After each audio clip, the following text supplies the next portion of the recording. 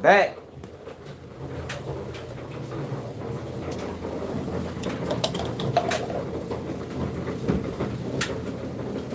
Back, we back, we back.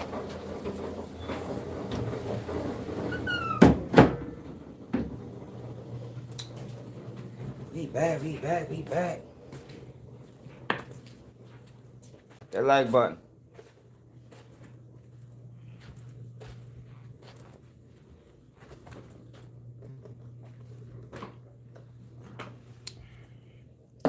Hit the like button, hit the like button, hit the like button.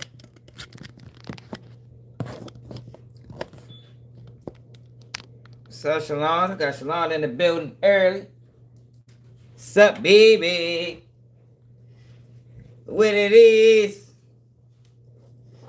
Y'all know how we do. Back and better than ever.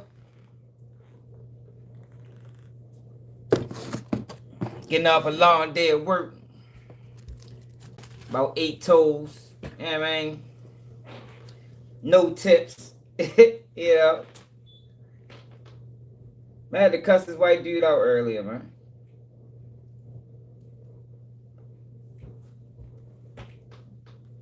Like, yo, people be so impatient. Like, you know, I'm a tow truck driver, yo, so sometimes I gotta block traffic. You know what I mean? Comes along with the job. You understand what I'm saying? There's nothing I can control.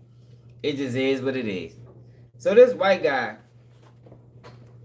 when I pulls up, when I pull up, he ain't even moving. He just sitting there. You feel me? The minute I turn my truck around to try to back my truck up to drop this car, he pulls up. I get out. Yo, like, man, you gotta move. Like, what? I'm like, yo, hold up, yo. It ain't gonna be that long. You feel me? But like, I gotta go to work. You know, he like, I'm at work. I'm like, nigga, I'm at work too. The fuck is you talking about, bro? Like, hold up. You know, this guy had the nerve to say, man, you gotta move now. I said, now? Man, you done lost your motherfucking mind, yo. I'm like, now you wait. Yeah, man, straight up. Fuck wrong with you, nigga? I ain't your motherfucking son, nigga. Fuck you talking about I gotta wait now. Yeah, alright. Now you gonna wait now. I mean, I gotta move now. No, you're gonna wait. Fuck you talking about. I ain't gonna take my time. Fuck, boy. But it's just like, damn, bro. What the fuck are you? Yeah, man. Sometimes you gotta wait, yo. Everything ain't always gonna move on your time. Yeah, man. On my time or anybody's time, yo. Sometimes you gotta wait. Gotta wait your turn. You know, everybody get a shot. But VladTV showed his true colors. Showing his true colors. Now, he think he's trolling. You know, because this is probably the first time he ever had, like, a bulk of the people on his side. So he kind of, like, basking in the moment. But he exposing himself. VladTV is exposing itself, man. The more and more he going on Boosie, Spears, he exposing what I know at least I've been saying for the longest time, and that's yo, Vlad don't got no friends. Not black ones. You know what I mean? Not Boosie. Not Spears. Like these, they never was his friends, y'all. But on multiple occasions, we heard him say that him and Boosie are friends. He look at Boosie as a friend. He known Boosie for 20 years. Yo, but this not what you do to a person that you known for 20 years. Even if you fall out business-wise. Like, it's like now he making it his business to damage Boosie's reputation. Damage his brand. You know, diminish his value. But this is somebody you called your friend. This is somebody, and I think Boosie was wrong for this. Man, salute to the rack, man. What's up? They don't come here trolling today. But this is somebody who has your back, yo, when everybody turned their back on you. You know what I mean? Can't forget that. No matter how things go, Vlad. No matter how it go, you can't forget when everybody turned their back on you, Boosie still had your back. Now, what we come to find out is he only did it for business. You know, so I guess he don't really owe him no loyalty. But it just show you how fake and phony this industry is. You know, so it's a fake and phony industry. Vlad, everybody is faking it with each other, man. I don't rock like that. Fuck with you, I fuck with you. If I don't, I don't. But what I'm learning is, and still learning, long as I've been on the internet, yo, what I'm learning is, yo, these guys, it ain't just Vlad, all of them do it. They'll fake it with you until they no longer need you. Then that's when their true colors starting to show. We just seen it with the situation I had with the YouTube nigga. You feel me? Motherfucker fake it with you when it's beneficial, but the minute they think they can, you know, the minute they think they can fly on their own, that's what they gonna do. They don't need your help to fly no more. I mean, they grew their wings. You understand what I'm saying? No, you always talking about somebody scared of you, man. Then we got Chud the Builder. Look like he gonna have to build himself a nice little insulated fort. Cause niggas is on his ass. You feel me? That's what he need to do. He need to build himself a nice little fort in the wilderness somewhere. And just, you know, separate himself from humanity. Because niggas is on his ass. The word is out. And this content that he pushing is gonna end up bad. Somebody's gonna get hurt. Somebody's gonna get hurt. I'm telling you. I don't know if it's gonna be him or somebody else, but somebody's gonna get hurt with this Chud the Builder shit. Because Tennessee ain't standing for it. And I'm glad they ain't standing for it. You know, because it was looking bad at first. You know, we just called him out yesterday. It was looking bad for Tennessee. I'm like, oh, not the whole Tennessee, but the places that he was at. I'm like, dang, y'all got this man out there just openly calling y'all the N-word and calling y'all monkeys and like, yo, what the fuck is this? And I think they felt the pressure. Well, I ain't gonna put it on that. I think that they seen what was going on in the internet, and now they realize, like, yeah, fuck that. We can't keep allowing that shit to go on. Yeah, we can't keep allowing that to happen. So he's gonna face problems every time he come outside. Every time he got to move. You know, try that shit in another city into a weird thing. But I don't know how long he thought his antics was gonna be able to last. You know what I mean? I don't know. Yo, it's probably people riding around can't wait to see y'all. I'm sure it is. Because I would be one of them ones. You feel me? If he was riding around in my city, I would be one of them ones that say, I can't wait. I pray. Every day I come out my house, I would want to see him. Out here being disrespectful for no fucking reason. Then try to play victim. Dang, you niggas is crazy. Alright, so let's start with that fuck boy first. Then you got Nick Cannon. Got called out by I forgot shorty name, but he used to be on Wild 'N Out. He used to be on Wild 'N Out.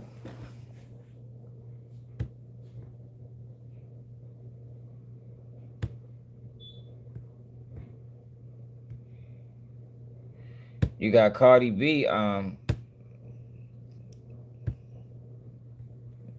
lawsuit on fuck that girl is Tasha K. Then got renewed. Hold up, y'all. Where my phone at? Hold on.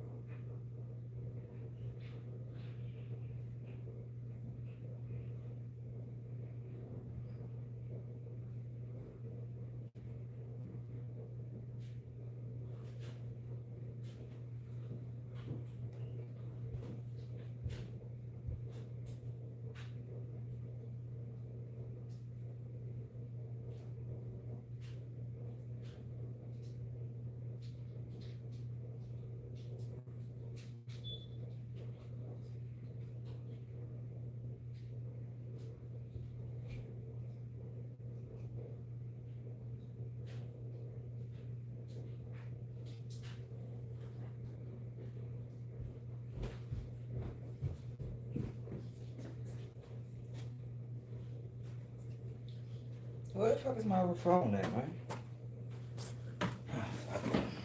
It's somewhere. Somewhere in here. Alright, so Chud the Builder. Wild ass nigga.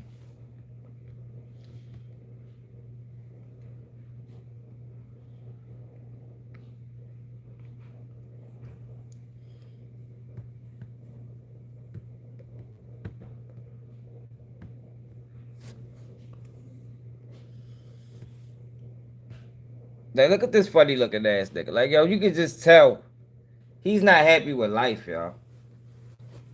And it's sad that sometimes, you know, you don't really want to stoop down to people's level, but sometimes you got to. Sometimes you got to, y'all.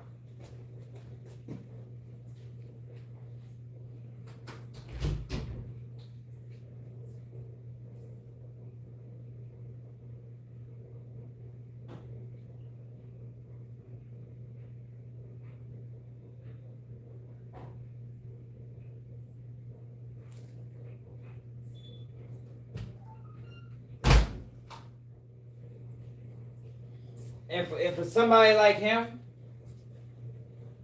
you know, because he's trying to give people an open invitation to be racist. That's what he's really trying to do, y'all. He's trying to make racism, well, I can't say that. But he's trying to just make an open invitation, like it's okay now. You can openly be racist. Man, what it is, I'm ready to make you a mod, bro. Cause you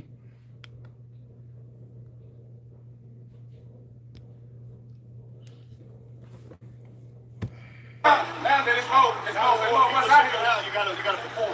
Alright. Because there's a problem with you. This guy was talking to me cordially. I was. But you start calling me N-word. Big bro. Big bro. Left hand, yeah. Hey, what, bro? You got 18 right? I know this was a left hand. You don't know.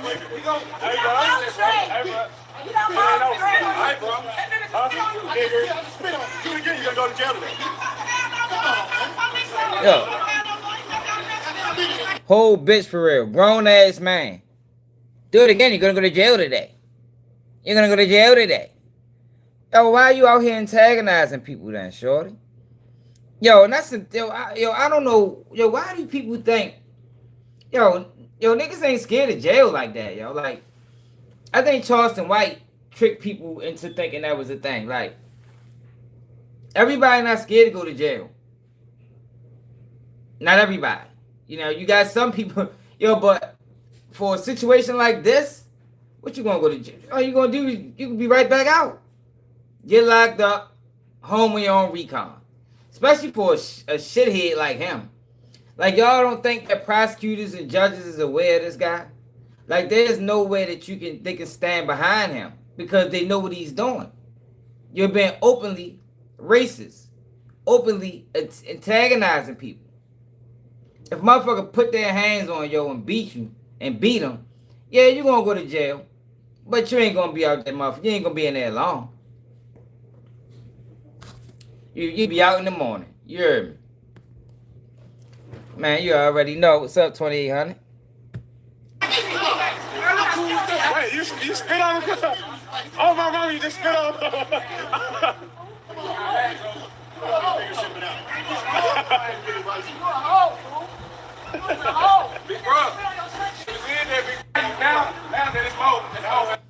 Like, yo, if you play with a person enough, ain't nobody worried about no motherfucking jail. Like, if I get mad enough, oh, you're gonna go to jail? Man, nigga, fuck you in jail. How about that? The fuck you talking about, man? Anybody, man, we ain't talking about going to jail for no murders or nothing like that. We talking about an assault. You know, with fists. Man, shit, that ain't about nothing. On recon, you probably get depending on your record, you fuck around, get unsupervised probation. Yeah, nobody wants to go through that, yo, but for a person like him, it might be worth it. To shut him up, to black his eye, it might be worth it, man. I've been through. That's what I've been through.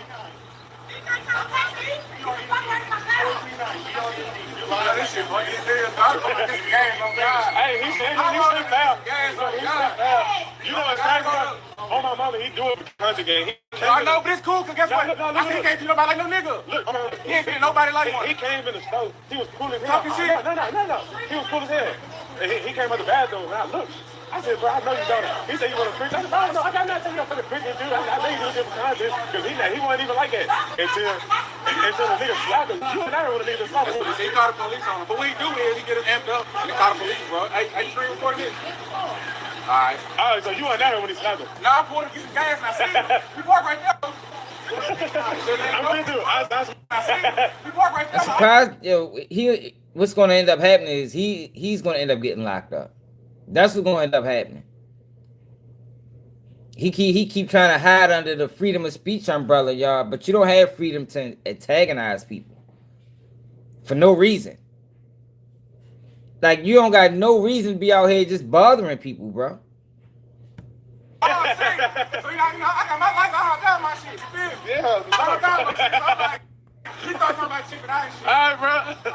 I ain't chipping out. Yeah. It's like a bomb country boy. Yeah, he did just spit on Cuz, though. That's crazy, fool. He did that, bro. Yeah, I know. Yeah, that wasn't smart. I'm not taking shit. Because what's a felon? I'm not disarming nobody. I'm not arming myself. Is that not hate speech, though? Cuz can't go to jail for hate crimes? What the fuck? You definitely go to jail for hate crimes. Yeah. Because if he, and that's the thing, he putting himself in a fucked up situation. Because if he do anything to anybody, he definitely gonna get charged with a hate crime. You know what I mean? They ain't trying to hear no freedom of speech in that courthouse, man. Because the difference between him and just an average white person is everything he's doing is documented. You know, he's not gonna be able to hide under the umbrella of white privilege. That's what he don't even realize what he's doing. He's stupid. He's not satisfied with himself. You know, he's struggling with gender identity issues. He feel me, like he don't know if he want to be a man or a woman. This man is confused, man. He's upset with life. He probably wants somebody to take. He probably this might really be a suicide mission. There's not how niggas get, a suicide by a cop. This might be a suicide by a black, yo. He want a black person to kill him, man.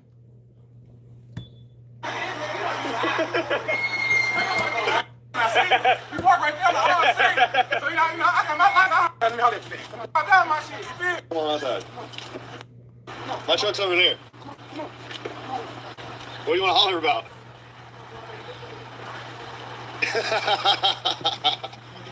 Look at him chipping out. Like, and that's another thing. Like, these people is crazy. Like, what you mean chimping out? You just expect to be able to call black people the worst, historically, one of the worst words in the English language.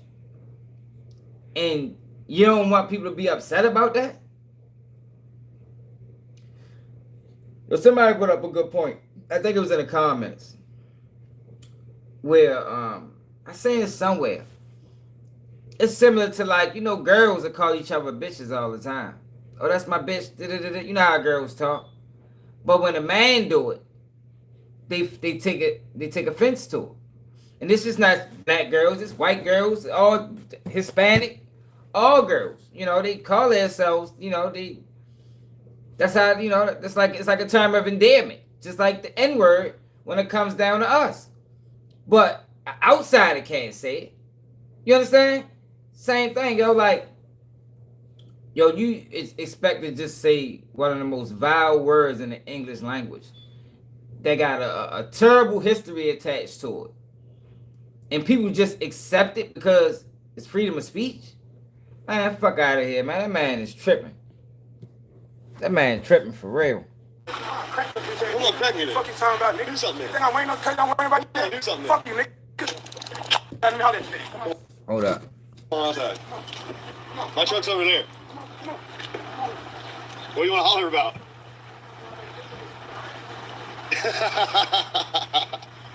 Look at him chipping out.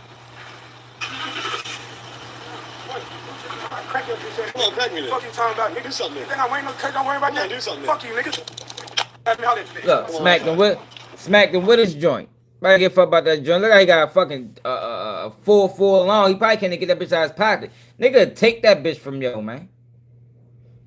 You know what I mean? You out this bitch, you so fucking stupid. You don't even realize that in some of these environments, niggas ain't scared of no motherfucking. Yo, everybody got them. You understand what I'm saying?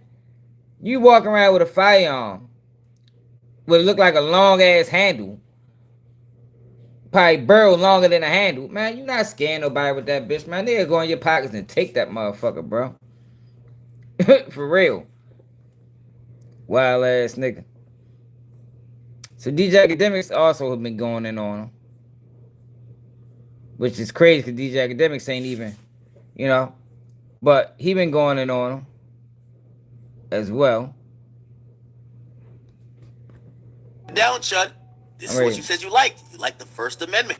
Well, let him practice his First Amendment too. They keep pulling their cars behind mine. One's parked right in front of mine. They're false imprisoning me. Oh, no one's false imprisoning you. Oh, hey, Chud.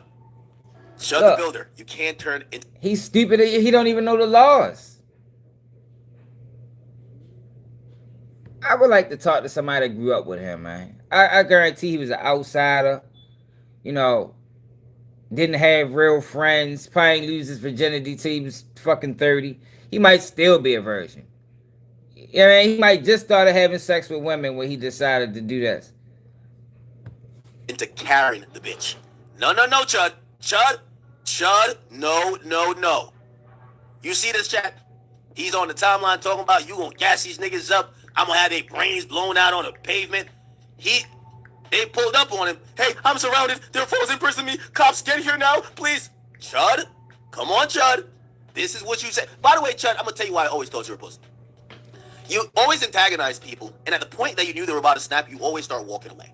And you would start walking away, number one, because it's a setup play. You were walking away that if they followed you, if you did have to do something, you could potentially say, hey, I was walking away, right? But also, number two, you really were walking away because they really want to ass whip it. Right? So you would basically kind of gas him up and not stay there. You'd be like, all right, yeah, look, he's tripping out. So, Chud, we got to call it fair, Chud. He's walking up on me with a gun. Yes, Chud. Snitching now, Chud. What amendment is this? He's walking up on me. I don't see a weapon, Chud. Chud, also, this is Tennessee from what I know. Unless, he went somewhere else. I think in Tennessee, it's open carry. Is Tennessee a open carry state? Yes, it is.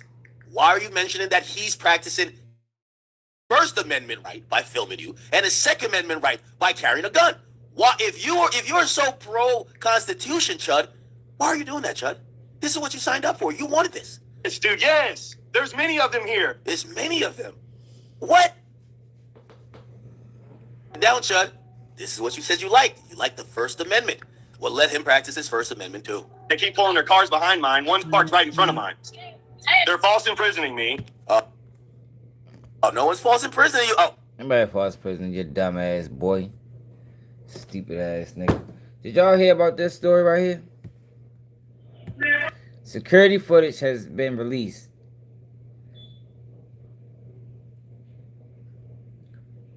A Miami man shooting and killing his girlfriend's two brothers who are born on the same day. So she called her brothers up there to approach her boyfriend. And you'll end up killing both of them.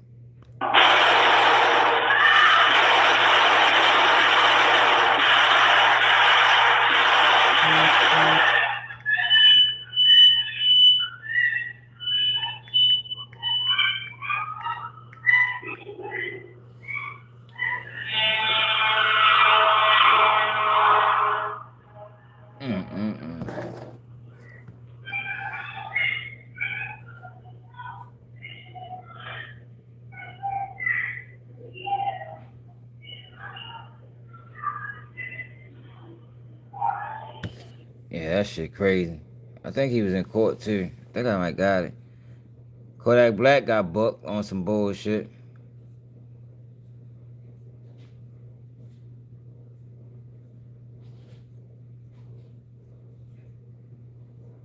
Do I got it?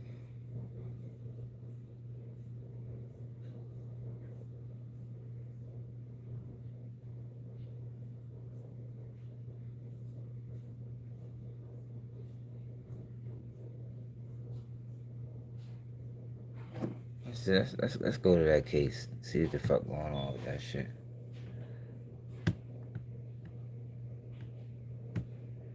Hit that like button, y'all.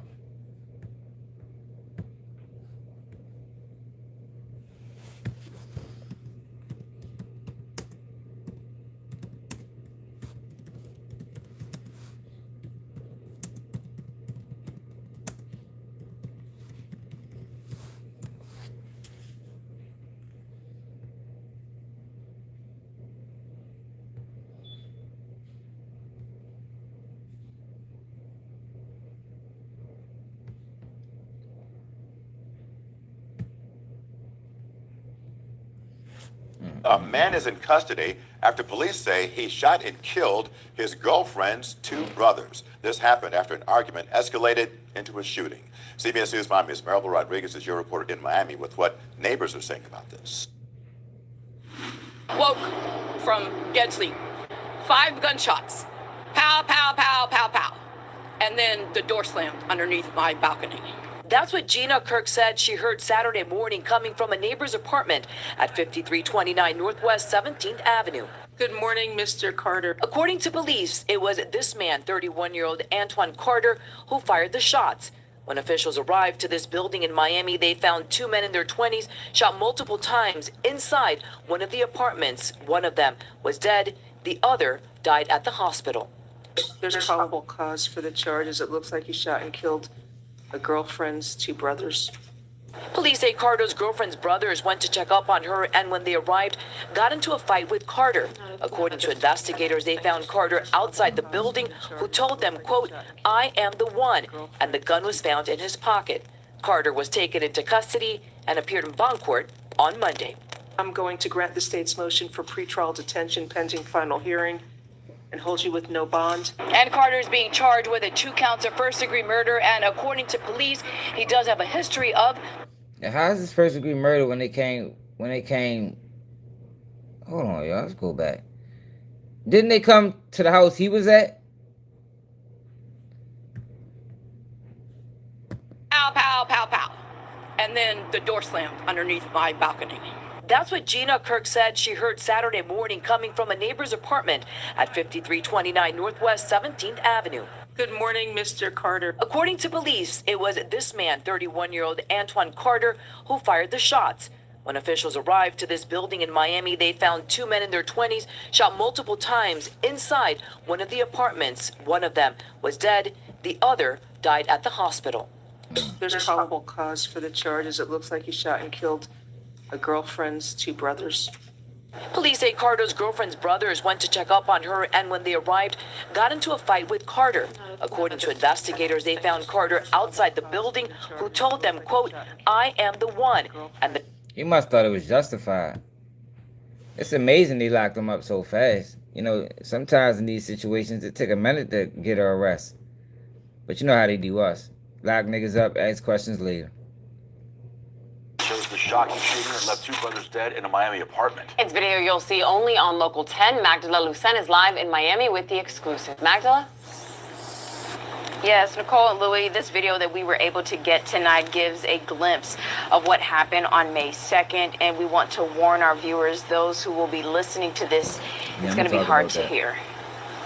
Listen for the barrage of gunfire hailing inside of this Liberty City apartment unit for a while.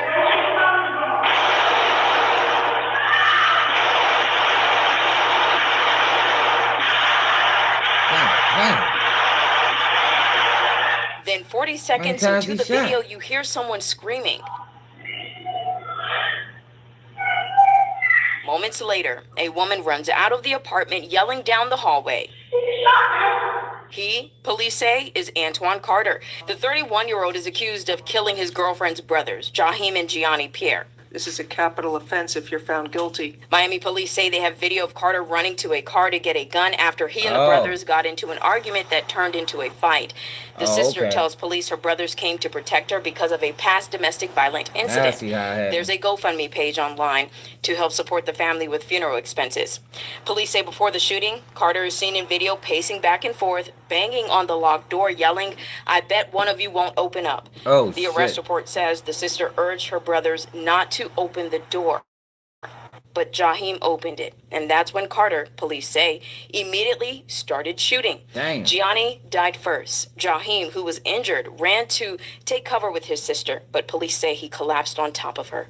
Damn. The report says after the shooting, Carter sat at the edge of the bed, told his girlfriend, quote, "You see what you made me do?" Damn. And she tells him, "I told you to leave." Then she runs out of the apartment. Damn, shorty. All right, I see how they locked his ass up. The fuck was... Man. That's that whole situation crazy. He threw his life away. He forever ruined... The girl life is forever ruined. Because she basically probably gonna look at it like she got her brothers killed. That's crazy. Yeah, so YNW Melly, man, they denied his bond, man. They denied that man bond again.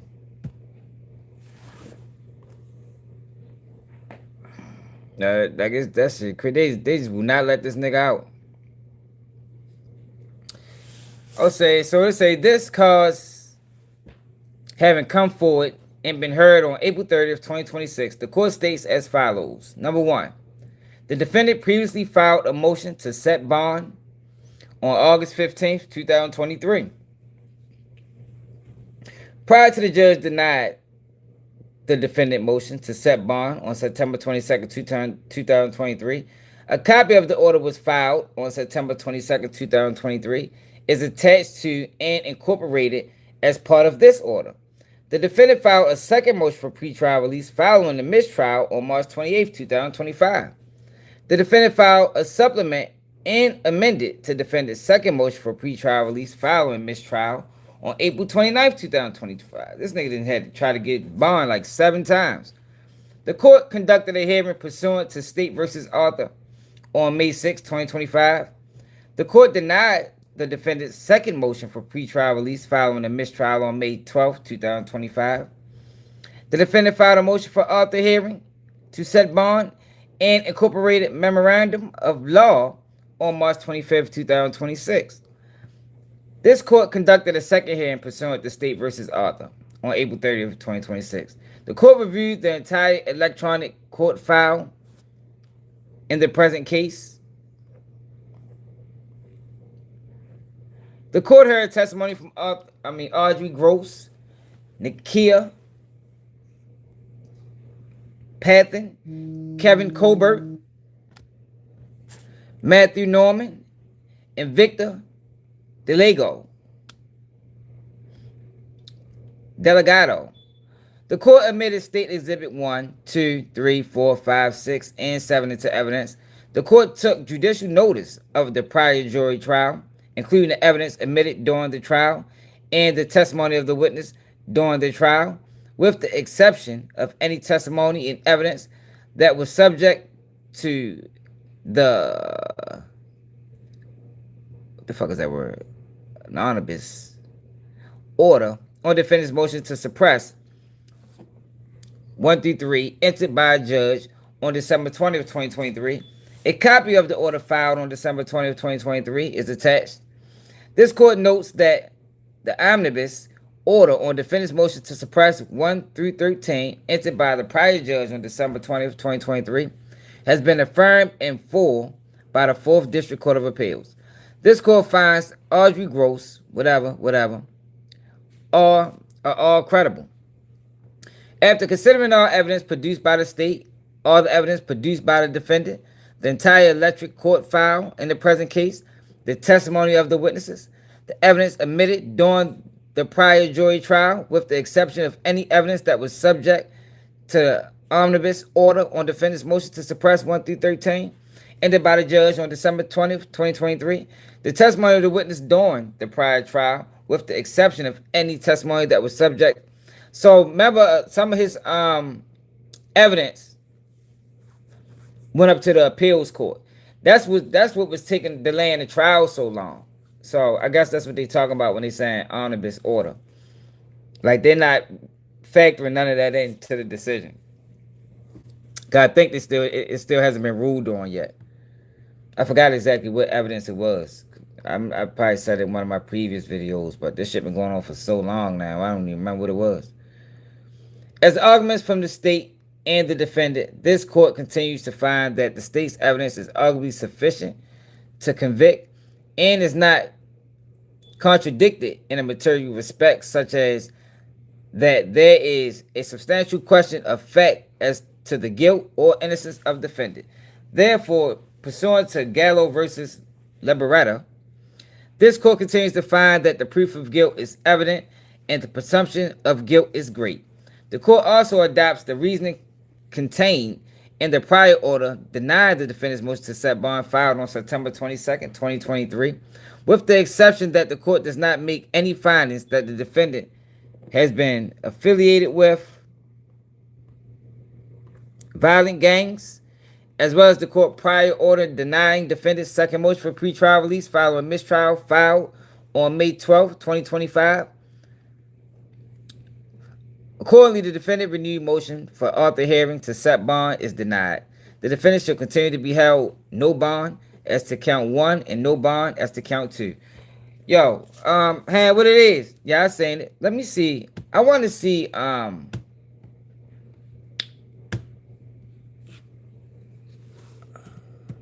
Drew Fellon in court.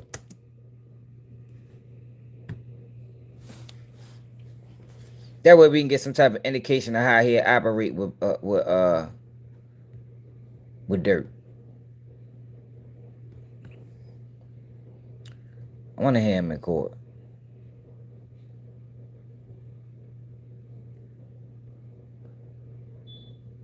Let's watch this. So that leaves the renewed motion for Arthur hearing. So I'm gonna let you decide. Now say what it do. After this testimony they want. State that are important for the reasons that we hear today. Yes. You know that he got into the music business in his teens, correct? Yes. Okay. To the best of your knowledge, did Mr. Demons, Janelle Demons, your grandson, you already know, ever get a driver's license? No. Did your grandson ever get a passport to leave the United States? No. And so he has no driver's license and no passport. Yeah, I think, and that's another thing, y'all. I don't think people really recognize how young Shorty was. Yo, when he got booked, I think he might have been like 20, 19. You know what I mean? Like, yo, his music career was short as a bitch. We known Melly longer on trial than we did musically. Like, seriously, ever since we known Shorty, for real, for the most part, he been booked. He been booked, man. He might have had like a year or two rapping. Man, I don't even think it was 2 years. I don't know if this is what I want. I want to hear Drew Fenlon. I want to hear him argue for bond. See if he really worth the money. You know what I mean?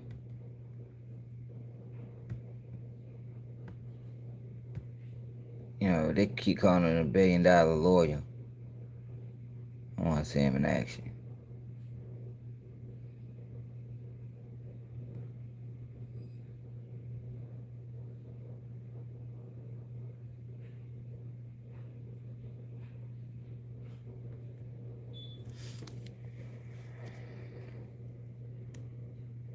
So they don't have nothing broke up. I'm sure somebody got a court TV or something 2 days ago.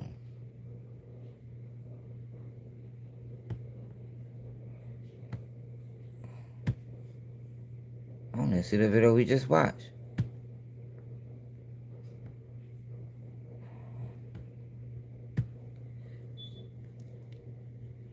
Oh. Okay.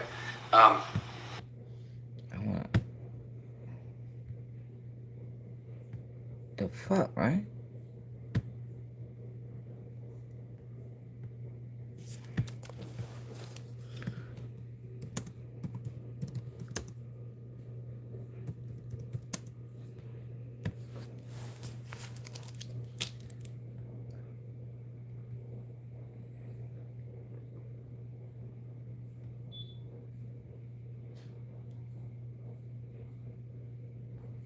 I guess that's the only way we can see it.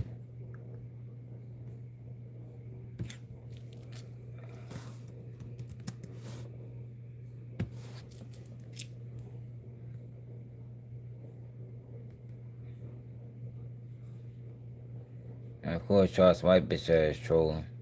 I guess that's all we got is this.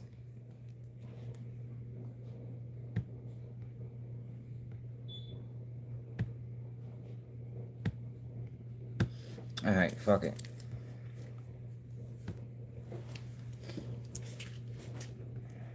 I just have to shift through it. To the best of your knowledge, did Mr. Demons, Janelle Demons, your grandson, ever get a driver's license? No. Did your grandson ever get a passport to leave the United States? No. And so he has no driver's license and no passport. And it's like, for people that's praising or saying that, yo, you know, he killed his homeboys, that you supposed to be pursuing him innocent until proven guilty. So as it stands, they got an innocent man locked up, yo, for 7-8 years, yo, for, you understand? Like, he's not guilty yet. Regardless of how people feel or think about his situation, whether he did it or not, yo, he's supposed to be pursuing innocent. Yo, they're not treating him like he's pursuing innocent, man. At all. Like, yo, they're treating this boy like he's guilty already. Already, JB.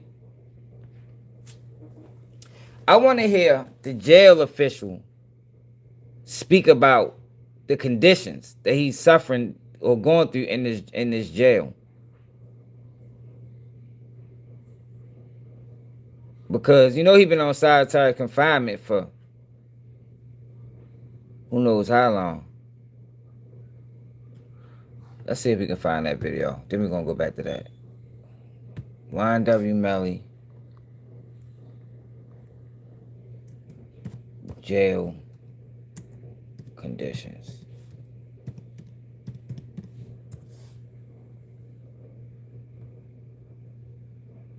Nope, ain't nobody clip that up.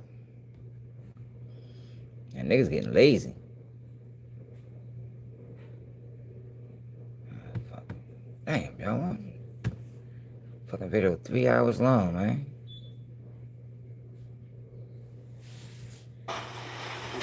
To the best of your knowledge, did Mr. Demons, Janelle Demons, your grandson, K-A-Y-A, last name Marhadi, M-I-R-H-A-D-I, hyphen P-A-T-H-O-N. Can you do the first part of your last name? Marhadi, M-I-R-H-A-D-I. And then hyphen, P-A-T-H-O-N. Yes. Are you ready? Thank you. Ma'am, can you please identify what your employment is? I am the general manager of 100K Management. And where are you physically located with 100K Management? I reside in Queens, New York, and we work remote. Okay. And where are the physical locations of 100K Management? In Broward County, Florida. Okay. Can you describe to His Honor what 100K Management is? So we are the management company for artists and recording artists. We also have athletes and enter into production as well. But we pretty much assist in guiding the careers of our artists. Okay. And can you explain to His Honor what a management company is? So management, we pretty much just help, like I said, manage the career of artists. We help with branding, attending deals for our artists, making sure that delivery of product is always on time to their respective labels, and we also assist in some personal life matters as well, but mostly with their careers. And now, when did you first start with 100K Management?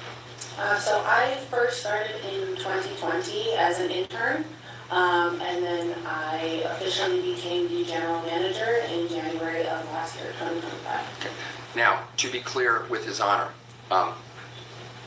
you've never met Mr. Demons, correct? No, sir. Okay. At the request of the defense, did you, however, as general manager, review the employment records of Mr. Demons? Yes, I have reviewed all records. Okay. And as general manager, even though you've never met him and he's been incarcerated for more than 7 years, he continues to be a client of 100K Management, correct? Yes. And so you've actually been managing his work, having never met him. Yes. Okay. If you'd be so kind as to explain what it means to be managing someone who's actually incarcerated. It's a little bit difficult. We obviously don't have a lot of contact or any contact really, so a lot of the decisions are based on what is best for our client and, just making sure that we make the best decisions and make sure that things are handed in on time to, help assist in furthering his career with what we have. Okay. Now, from reviewing his records, when did he first become a client of 100K Management? 2017, and then he signed with management. Yes. Okay. And from reviewing his records, were you able to determine, so you can explain to the court, was he somebody that fulfilled his obligations? In other words, if he was required to write music, perform music, record music, was he meeting those expectations, or was he a lazy employee? If you could just explain to His Honor what you've been able to determine from reviewing his work records. Yes, I was able to determine that everything was handed in on time. Everything was, regularly processed, no issues. If there was a request asked of Mr. Demons, it was always fulfilled in a timely manner. And from my records, I have no issues. Now, for the court's understanding, you're a management company. Does he have a label? Yes, he does. And who would that be? 300 Entertainment. Okay. And is that a division of a major corporation? Yes. And who is that? Who is 300 a division of? Atlantic Music Group. Okay. Would it be fair to say that's a huge corporation? Yes. And is Mr. Demons still under that label? Yes. Okay. Now, what is the difference, so His Honor can understand, and all of us, between a management company and a label? What does the label do? So label is really more on the distribution of the music and sometimes funding of the music, but management is a lot more hands-on. I want to hear from the jail officials. It's probably going to be him. We work on clearances. I want to hear from him. I could just scoot that chair forward. You can adjust that microphone. You see him. I could just scoot that. State cross-examination. No questions from the state, Your Honor. I only got one black amount? What the fuck? I said that's the blacks, man. Next, when you're ready, you may call your next speaker.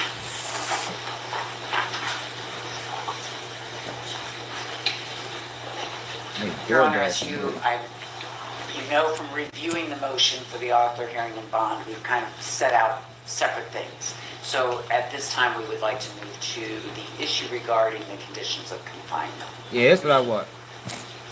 And I would call Major Corbin. Listen to how bad. Yo, this man been in lockup for no reason. He beat the ticket. He got accused of something. I forgot what it was. And having a knife. They raided the cell, didn't find a knife. And he been on lockup ever since. Unless there's more to the story. I know that was the story that they put out originally. Sir, if I could everybody step all the way up to the witness stand when you reach it, before you have a seat. Lockup is the worst, y'all. For the people that say, I would go to PC for the PC people. You understand? That was co-signing going to PC. Yo, don't nobody want to be in no motherfucking protective custody, man. Straight up. That shit is the worst. Yo, the commissary list is short. They play with your visits on lockup. Yeah, I mean, lockup you don't get no visits. But the commissary list is short. They play with your out time. Yeah, I mean, some days they ain't gonna let you out the shower because you're not priority. Once you get the priority of protective custody, that's all you get. Yeah, man, that's your priority, man. So if it ever come time to going out the cell and getting rec time, no, they fuck them niggas over there on that shit. That shit is reserved for general population. For real. Forward, you can adjust that microphone so it's pointing directly at your mouth. Can you please state your full name and spell your full name? Yes, Your Honor. Kevin Corbett. It's Kevin Cor B as in Bravo ETT. Tango Tango. Thank you. And Major, where do you work? Broward County Sheriff's Office, Department of Detention. And what is your position within the Department of Detention? I'm a major over Bureau of Investigations and Projects. And in that position, does that make you familiar with the facilities? Yes. And the conditions of confinement for various individuals? Yes. And are you familiar with sort of the normal housing for the average detainee, the visitation rules, the phone rules, those types of things? Generally speaking, yes. Okay. And generally speaking, how do detainees visit with family and friends? Through a video visitation system. So they don't leave the premises of the jail? No. And the friends and family don't have any personal contact? Correct. And what about phone contact? Yes. How does a detainee normally have contact with friends and family? There's phones in the inmate housing units that they're able to utilize if there's a financial aspect to it, with family putting money on their accounts, but if there's money there, you can make a phone call, you can get a phone call through other ones. Okay. And in many of the dorms, do they have sort of open access to the phones to use at any time? When they're not in lockdown. There's certain times of day that you're not allowed out of your cell, but for the general population, yeah, normally there's out throughout the day, and you use the phone network. Okay. And what about, with regards to general population, is the opportunity for recreation? Look, I told you. Speaking 3 times a week. And what does that entail? That's an hour out to do some sort of exercise, basketball, things of that nature. Is it in sort of a basketball court? Yes. Okay. And the inmates are able to play basketball with each other? Correct. As well as do other exercises and things like that? Yes. Okay. In addition, with regards to general population, there's interaction between the detainees? Correct. They can play cards with each other? Yes. Things of that nature, have conversations? Yes. And when there are rule violations, such as disobeying an order or violating a phone privilege, like using somebody else's PIN, does BSO have sort of disciplinary rules around that? Yes, we do. And what is the discipline generally? It's a disciplinary report when you are violating any of our in-house rules and regulations. It's a disciplinary report process. It's long-winded, but basically it's non-violent violent, and depending on that, you can get sentenced to certain sanctions where you're placed in confinement 23 hours a day. And so confinement 23 hours a day is by themselves? Yeah, it's in a cell by themselves. Okay. And then they have 1 hour that they're allowed out? Correct. All right. And that's for a set period of time? Correct. Like 5 days, 10 days, 100 days? Depends on sanctions. Okay. What is the highest sanction? Is there a particular sanction that can go? For disciplinary reasons, for violence, 30 days. But then you have consecutive, so it could go longer than multiple operations. Okay. So for violent violations, it's 30 days, but if there's multiple violent, you could have 30 plus 30 plus 30. It could go longer depending. And for non-violent violations, what is the... Yo, the man been on lockup for 3 years. I want to see how they explain this. Yo, at the very least, yo, did they let him off lockup? Like, if you ain't gonna get a nigga bail, at least get him off lockup, yo. Like, goddamn, 3 years. Yo, niggas literally go crazy on lockup, yo. Telling you. Talk to any nigga that been in the joint. Any nigga that been on lockup for an extended amount of time. You will literally lose your mind over that bitch. Okay. And it can be less, depending on the violation. Okay, and those are done after a hearing? Correct. Disciplinary hearing. where the detainee can testify, can give a statement, Yes. and other witnesses can give statements. Correct. And then there's a finding by the disciplinary committee. Correct. And generally, how do detainees receive correspondence from family and friends? Either through the mail or the visitation you're speaking about. And through the mail, are they allowed to get like birthday cards and things like that? It's postcard driven. So it is whatever sort of can be written on a postcard? Correct. And those postcards obviously are reviewed through the sheriff's office prior to delivery? Correct, yes. And what about a detainee mailing out? Same thing, postcard. They can only mail postcards out as well? Yeah, send postcards out, you see postcards in unlimited. All right. So are you familiar with Janelle Demmons? Yes, ma'am. And Mr. Demmons has been in the custody of Broward Sheriff's Office for over 7 years? Yes. That's insane. And where is Mr. Demmons currently housed? He's in our Paul Ryan 7 fucking And years, just yo. for the court, I'm sure knows, but for the record, how many Like I'm telling y'all, yo, if he get found guilty, he gonna get out of this case, man. I'm telling you why. If he get found guilty, yo, you can't tell me that they didn't violate some type of constitutional rights. Ain't no way. 7 years fighting the case, 3 years on lockup. Yo, you cannot tell me, yo, there's nowhere along the lines that they didn't violate something. Watch. These detention facilities does the Broward Sheriff's Office have? 3 or 4. And do they house pre-trial detainees, all of them? Yes. And can you just list them? Yes, we have the North Broward Bureau, the Paul Ryan facility we just talked about, the Conti facility, and the Main Jail Bureau. Thank you. So as to the Paul Ryan facility, the current housing for Mr. Demmons, I want to talk with you about that. How is he currently housed at Paul Ryan? In Paul Ryan right now, he's housed in a unit. He's in a unit by himself. Give or take a 30-cell unit with an emergency response team deputy that supervises him 24 hours a day. And when you talk about an emergency response deputy, they're dressed how?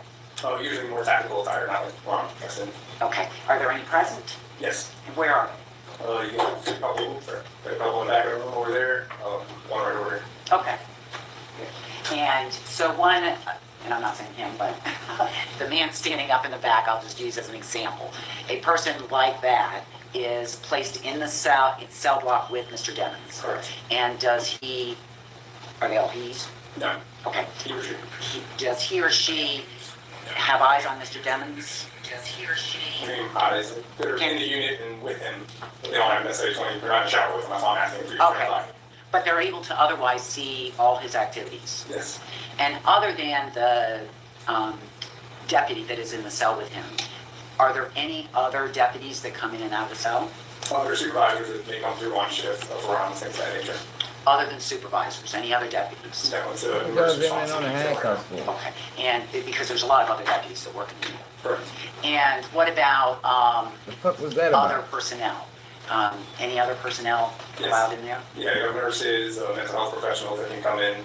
There's requests for like any kind of religious chaplain type thing. If you need anybody, things of that nature, you can request any other types of services like that. And is he allowed, but otherwise it's basically him and the ERT officer? 24 hours a day. Correct. So the Paul Ryan facility has 2 separate dorms on one floor. Not 2 separate dorms, there's numerous pods, if you will, within a floor. Okay. When I go there, there's I think a B and C or A and C. Or... Okay, yeah, those are towers, but yeah, there are 2 different towers, yeah. Okay, thank you. So there's 2 towers. Within those towers, there's multiple dorms. Yeah, multiple housing areas or pods. So when I know when I come visit, there's no movement allowed in either tower while I'm there. Is that right? Yes, when he's visiting, yes, the movement shut down. So when Mr. Demmons sees a lawyer, the tower, both towers are basically shut down. Anywhere that he may be going, yes.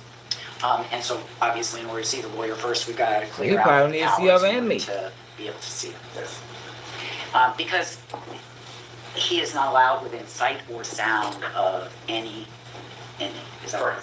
Wow, yo, That's come kind of on out. now. God damn, yo. I just said that. Why is he not allowed around no other inmates? Like, it's like they got this nigga on PC and lockup. Like, god damn, like, what the fuck? Yo, they got that man in a combination of PC mixed with lockup. The rule is no sight and no sound. Correct. So you cannot hear another person speaking, right? Other than people talk about. Right. No other detainee or other person. Correct. Of that nature. No other detainee. Can't have eyes on any other human being except for a person in uniform. And as you said, if he's had a nurse's call or something. Yeah, there's no other vendors. And likewise, nobody is allowed to see or hear him other than the people we've talked about. Correct. Other than written correspondence. And his attorneys, of course. If they can wait till the towers are cleared, right? All right, so, and with regards to his recreation time, he gets to go, is it on in the The dorm? recreation yard is on premises at the dorm that he's in. Okay, so he's not taken out of the dorm for that. No. And again, it's basically a basketball court. Correct. So he's able to play basketball with himself By itself. and nobody else. Correct. So Wow. he is not allowed recreation with any other That's horrible, inmate or yo. any other person. Correct. I assume the ERT officer doesn't play basketball with No. him. And prior to the move to Paul Rhine, he was at the main jail. Correct. And was it essentially the same conditions? Yo, Melly probably fucked up mentally. I know he is. Like, if he was to make it out this situation, yo, he is not gonna be the same person. Nowhere close to the same person he was when he went in. That nigga might quit rapping. That nigga might, all his songs might be like XXX Tentacion or David or something. You feel me? Like, Shorty fucked up, yo. I know he is. Terms for a number of years, segregation. He was in a housing unit by himself. It was a little different because there's adjacent housing units. So we had a little more contact in terms of seeing other inmates through the glass window, if you will, to other areas, being able to talk to them. There's ways they can manipulate the system and talk to each other, unfortunately. So yes, it's a little bit different, but he did have a unit to himself. Okay, and as you say, people come up with ways to communicate with each other, Yes. right? That is something that detention facilities deal with all over, right? Yes. They come up with ways when they're in segregation to send messages to each other, right? Or anywhere, general population, it doesn't matter. We'll try to find ways to manipulate the rules. All right. Find ways to communicate with other people, right? I call it manipulating rules. It's in a handbook how to do it. So. Okay, okay. And when you discover that, you may write a disciplinary report. Correct, yeah, there may be sanctions. And there may be a period of time where they're not allowed to have certain privileges. Yes. Like visitation, Yes. phone privileges, Yes. Coming out for recreation. Correct, yeah. Okay. So, with regards to Mr. Demons, we've talked about sort of the physical setup of how he is housed. Is he allowed to call anyone? Yeah. And how long has that been since he's allowed to have phone contact with anybody on the outside world other than lawyers? I would hate to guess. It's been a while. I have no idea how long. If the records reflect maybe 2021? I'll agree with that. Yeah, Yo. The nigga ain't had phone privileges since 2021. Like, yo, come on now. Like, yo, it's come on now, man. 2021? Yo, for one, yo, you gotta have outside help once you Yo, if you don't got nobody on the outside working with you while you locked up, yo, you was a dead man in there, man. Straight up, like, yo, that shit is vital. You heard me? That shit damn near life or death. Like, when people locked up and they don't have nobody on the outside, yo, that is tough. Yo, how the fuck do you take the man phone privileges for 5 years? 5 years? Like, yo, what could constitute that? What can justify that?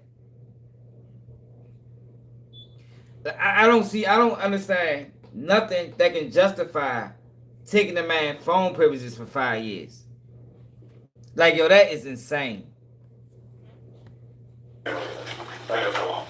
And how about his ability to visit with family? His mom, his grandma, his great-grandma. Is he able to do any video visitation with friends or family? No, just attorneys. So the only Just people, attorneys. other than people in uniform or working for BSO, that he's allowed to speak with, video visit with, have in-person contact with, are his lawyers. Correct.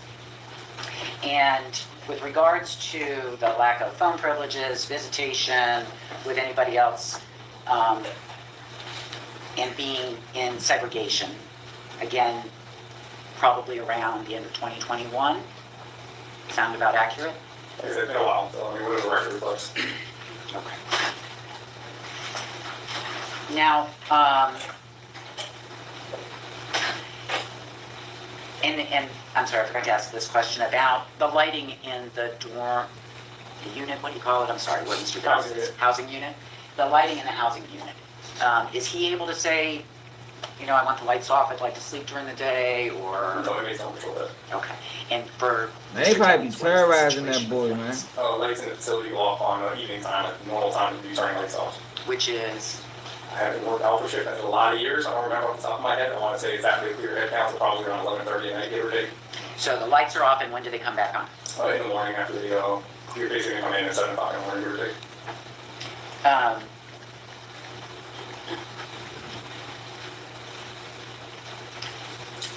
So, when he's brought to court, is Mr. Demons able to see or hear anybody who's not in uniform? No. So he's brought by himself? Correct. He's kept in the back by himself? Correct. He is not allowed within to be able to hear anybody else Scott? speak, right? That's the rule. Or speak to anyone else. Yes. And is he serving a disciplinary sentence? No. Yeah. And yo, you got it. This the most important part, people. Yo, he supposed to be pursuing innocent. This don't sound like a man that's being presumed as innocent. You feel me? Like, when you in jail, you don't have all your rights taken yet. You don't get all your rights taken until you land in prison. But that's not what's going on right here, man. It got to be some type of constitutional violations. Watch. Y'all gonna see. If he get found guilty, he's gonna get out on some type of technicality.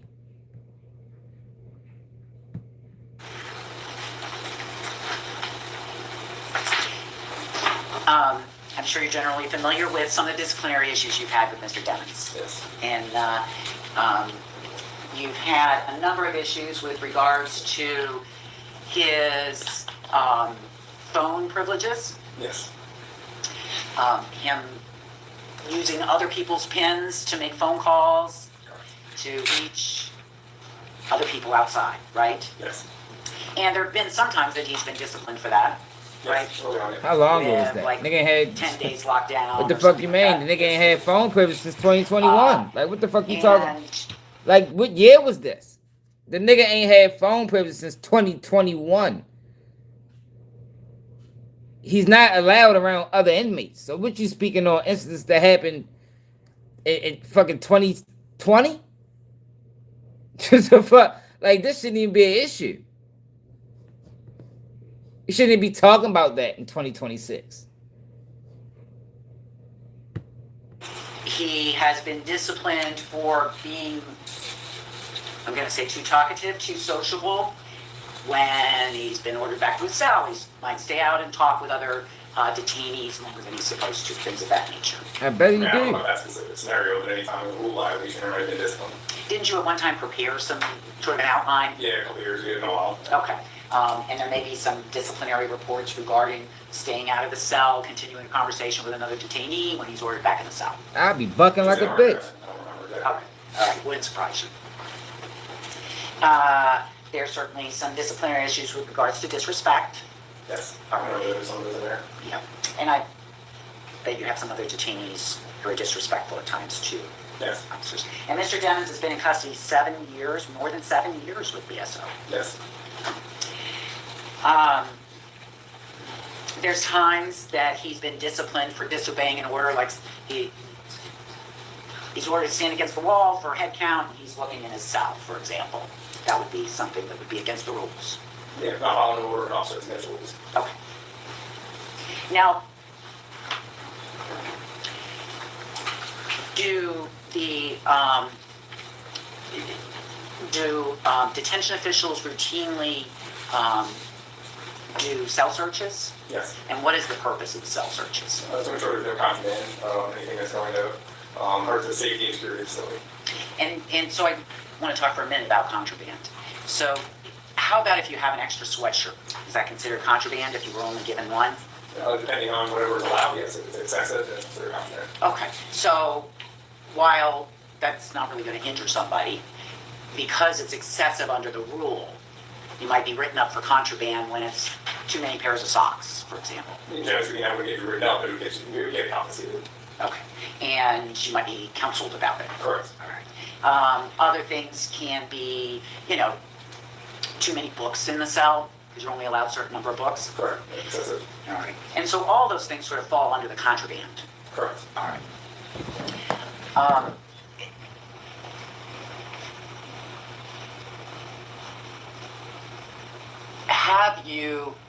Are you aware of times that BSO detention has found in cells doing these cell searches things like shanks? Yes. Homemade knife type things? Yes. Weapons? Those type of weapons, yes. And of course those are contraband. Yes. And confiscated. Correct. There have probably been times when you've done cell searches and found drugs in inmate cells? Yes. And so in 7 years, is there a set time as to how many times a cell is searched? It's a minimum of once per shift. Once per shift, so every day? Every day. Okay. God dang. So, my math is terrible. 7 years and 365 days a year are all the time, so that'd be 2,100 something. Your math is no better than mine. They search the man's cell every day. Mr. Demon's cell has been searched. Yes. Okay. Wow. And in all of those days, Every never day. been shank found, right?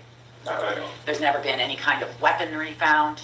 Not that I know. There's never been any drugs found. Not that I know. Okay. And with the DRs that you're generally familiar with, well, let me ask you this generally. You certainly have had detainees in BSO's custody that have gotten in fights with other detainees. Yes. There are some who repeatedly get in fights with other detainees, right? Yes. And kind of the young detainees might be more likely to be involved in fighting or that type of behavior. Eventually. Would you agree with that? Yes. And then I imagine you've had detainees that have physically attacked officers. Yes. Yo, see, this is why. Wrestling with them or. This is why he haven't gained no weight in there. Like, I ain't never seen a person locked up this long, yo, and look like the same size he was when he went in. Oh, probably that bitch not even eating. I want to hear from the defense question here. So, but they certainly aren't placed in solitary confinement, right? No, there's disciplinary sanction, have people fired and left under investigation and attacking investigations. Okay. Have they ever been told they can't talk to any family or friend for 6 years? No. Okay. Oh, this is the Have they ever been defense. told they can't see any other person except a person in uniform? No. Or be locked in a cell with a person? Let me go back. Yes. Might include things with regards to phone access. Correct. And speaking of, Eventually. would you agree with that? Yes. And then I imagine you've had detainees that have physically attacked officers. Yes. Including like wrestling with them or, really attacking them. Yes. Now with Mr. Demons, when he was in custody at age 19, he did get in a fight with some other inmates, right? I believe so. I remember. Okay. Man, hell yeah, y'all. Look at how they treating him, But yo. since 2019, there Treat has that not man been a like single cattle, man. time that Mr. Demons has been in a fight with other inmates, right? Not that I recall, but that's the record shows. And there's not a single time while he has occasionally disobeyed orders and been disrespectful to staff, there's not a single time he's attacked any BSO officer, is there?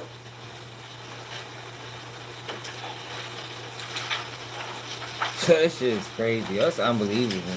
Now, But just let you know, yo, if they can do him like that, yo, I could just imagine how they doing other niggas. Like, they doing this man bad with the whole world watching. Imagine the person that ain't got nobody watching. You feel me? And this is just jail in general, man. Imagine the person, yo, the whole world is watching this shit. Just think about the person that nobody's watching. Yo, they got this man arrested for 7 years on lockup since 2021. No visitation. No contact with other inmates. Yo, like, yo, this is fucking crazy. Like, how is this judge sitting back allowing this shit? Like, oh, this look to me like a whole plot. Everybody's involved. The police, the jail, the prosecutors, the judge. They all involved in it. It's like a fucking conspiracy. For real, yo. It's like a criminal conspiracy against YNW Melly, y'all. For real. some of the rules that Mr. Demmons has broken were facilitated by other deputies in the jail, right? Correct. And that includes the passing of notes to other inmates when he wasn't allowed to. Yes. Might include things with regards to phone access. Correct. And speaking of communications with other inmates, that's considered contraband as well if you have a note from another inmate in your cell. Correct. Called kites? Kites, yes. Okay. That's the slang term for this. All right, and they're found routinely in these self-searches around all of your facilities, right? Inmates pass that. It's not abnormal. Okay. Now, there's been deputies involved, as I say, with Mr. Demmons and some of the violations, right? Correct. And I'm sure there's actions taken by BSO, but they certainly aren't placed in solitary confinement, right? No, there's disciplinary sanction, had people fired and left under investigation, and there's active investigations. Okay. Have they ever been told they can't talk to any family or friend for 6 years? No. Have they ever been told they can't see any other person except a person in uniform? No. Or be locked in a cell with a person in uniform for years? No. I think that's all I have. Thank you for coming. Yes, sir. Same cross-examination. So, Your Honor, he is one of my witnesses, so I would be questioning him and introducing evidence. I don't know, Your Honor. And before I begin my cross-examination, I did want to drop off yesterday a USB with some of the documents I'm going to be introducing for this hearing, Your Honor, but defense objected, so I did not drop it off. So these are the items I'll be showing today. Good morning, Major. How are you? Good. I'm well, thank you. So, in keeping with the discussion of Mr. Demons and his violations, let's call them, within the jail during his 7-year tenure there, I want to go over some specifics with you, okay? Correct. Currently, he is housed in what's called an open door cell, correct? Correct. Open door. Open dorm. So he has the entire dorm to himself. Correct. What? He's not locked in a tiny cell 24 hours a day with no one to talk to, correct? Correct. He has the ability to walk around, right? Yes. He has the ability to watch TV Yes. all day if he'd like. Yes. Outside of the normal lockdown times, yeah. Sure. Yo, so he on a dorm by himself, and she's trying to make it seem like that's like a nigga. That shit don't make it no motherfucking better. Shit's crazy. It would be subject to. Correct. He has the ability to change the channel on demand, correct? Yeah, we just uploaded that video, yeah. Sure. Unlike other inmates who have to share a TV with other inmates in their pod, correct? Correct. Okay, and that TV is placed on one channel, and it's unlikely that they get to decide which channel they want because there's so many people there. Yeah, it's generally just the majority rules in the scenario. Okay. He has no shower restrictions, correct? Correct. He gets to play basketball, as you testified to, correct? Correct. He can work out on that basketball court how he sees fit, correct? Correct. He is allowed to have chaplain services if he's requested it. Yes. Has he requested it? Not that I know of. He sees a nurse, I think, every day, correct? Every shift. Every shift. So how many shifts are in a day? 3. So he sees 3 nurses a day. Yes. He also sees a psychologist or a doctor once a week. Yes, mental health professionals and I And he is allowed in-person visits with his attorneys that are non-barrier, correct? Correct. He's also allowed in-person visits with his investigator on the case, correct? Correct. And those are non-barrier as well. Yes. He's also allowed video calls with his attorneys, correct? Yes. He also has unlimited access to seeing a nurse or psychologist or psychiatrist, correct, if needed. If you did, yeah. Just as He's also allowed to send unlimited amounts of postcards and letters to family and friends, correct? Send and receive. And receive. I was going to get to receive in a minute. But he's allowed to send out as many letters as he sees fit, correct? Yes. Okay. And within the jail, there's a process of how those are sent, correct? Yeah, there's rules surrounding it. And are copies made sometimes of jail mail that is sent out by defendants, or inmates, I should say? I ain't gonna Are lie. copies kept by law enforcement, by BSO, or made if they violate potentially protocol? Yeah, I mean, I don't even want to hear that shit. Anything that nature has a certain standard, it needs to meet as long as it meets the standard, you'll get it. And certain mail doesn't get to an inmate sometimes because improper things are sent to him. Major Corbett, Mr. Dennis, behavioral disorder. Social isolation from the deprivation that can occur. Some individuals become psychotic. And Yeah, yo, look, yo, lockup fucks people up, man. Like, how the judge sit back and allow this shit is crazy, man. HWNORNAN. The judge a part of this And sir, what do you bullshit. do for a living? I'm a general and forensic psychiatrist based in Atlanta, Georgia. Do you have any particular licenses? I do. I'm licensed to practice medicine and surgery in the state of Georgia in L3 class, 2-hour class elective. I've done that since 2023. Prior to 2023, I did court martials as far as way as Germany. You really go back to 25 years, I've been testifying. It's pretty close to 50-50 in criminal matters. And have you testified in the past as an expert on the psychological effects of conditions of confinement? I have. So are you familiar with the literature, the studies, all of that have been done?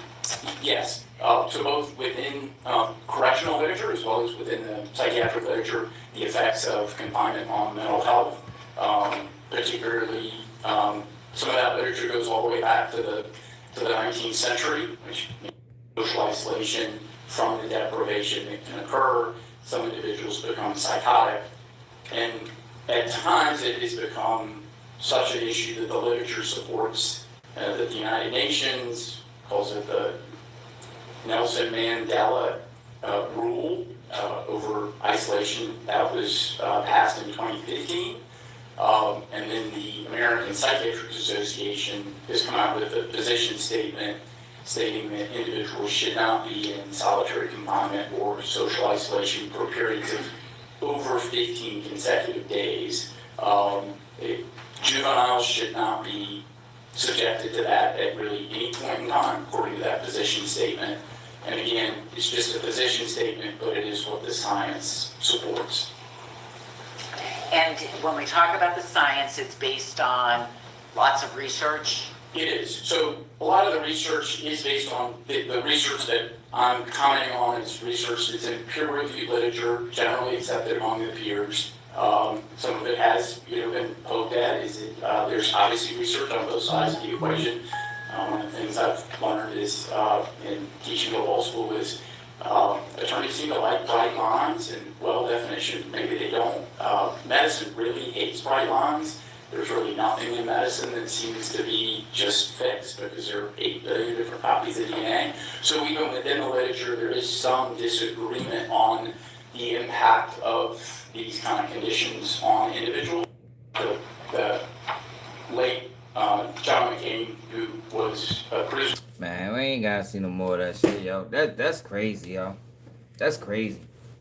Like, I'm telling you, watch what I tell you. If he get found guilty, he gonna get out of here on some type of constitutional violation. Watch. Ain't no way, yo. Ain't no way they treat him that bad. And they ain't violating no constitutional law. I can't believe the Supreme Court haven't stepped in after all this time. Like, I don't know what the fuck is going on, but this is like some type of conspiracy plot or something, yo. Like, this is not nowhere near normal. nowhere near standard at all. I want to hear Drew Finley argument. That's really why I turned this on. I want to see how good of a lawyer he really is. We ain't gonna watch a lot of it, but just get a gist of what he about.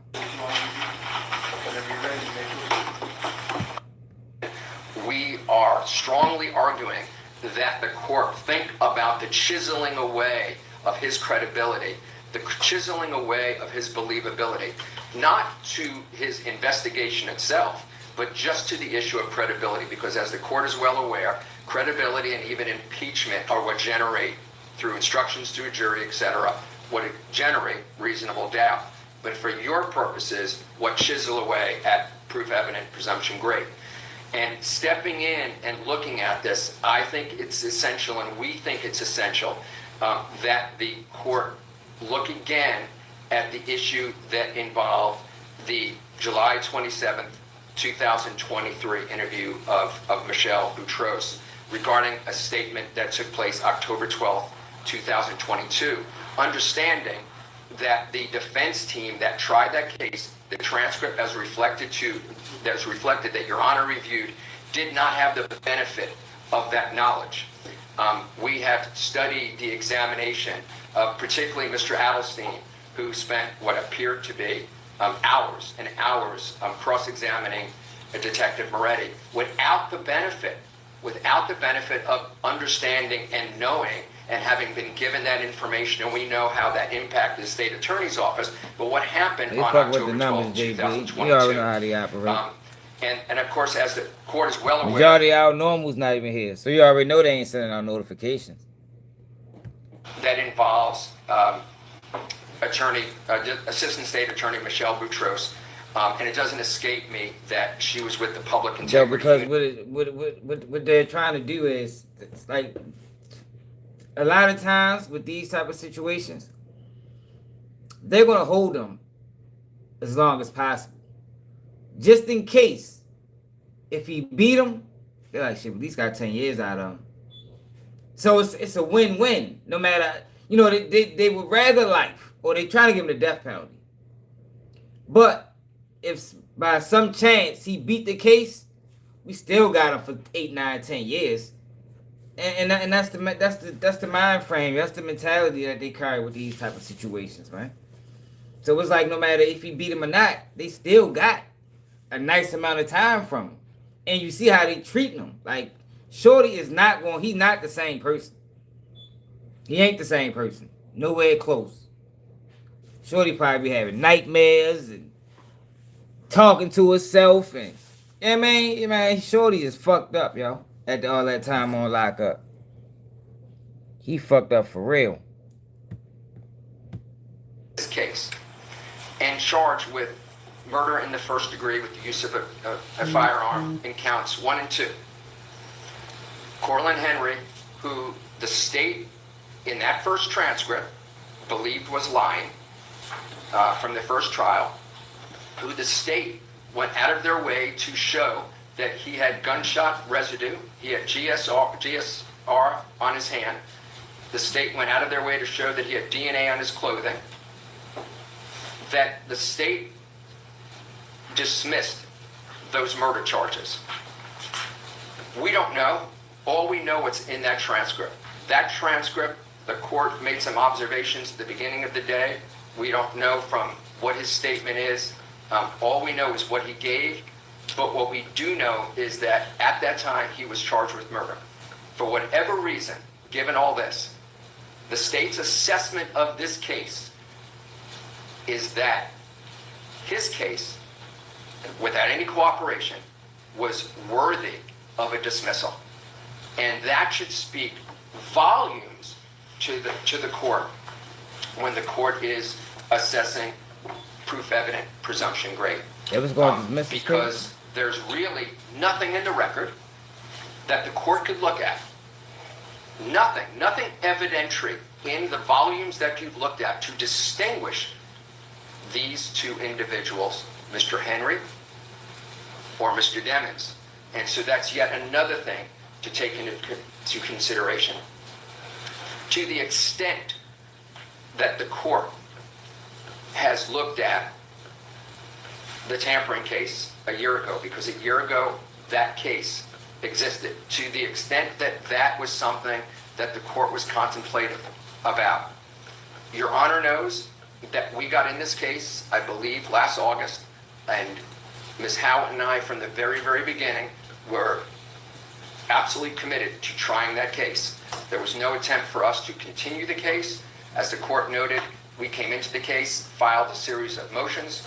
Quite frankly, from a defense perspective, there wasn't a lot done on the case. We really weren't clear which of the attorneys was actually in the case and who were not in the case. But we came in and not wanting to continue anything, trying to handle things with efficiency and promptness, filed our motions, ready to go.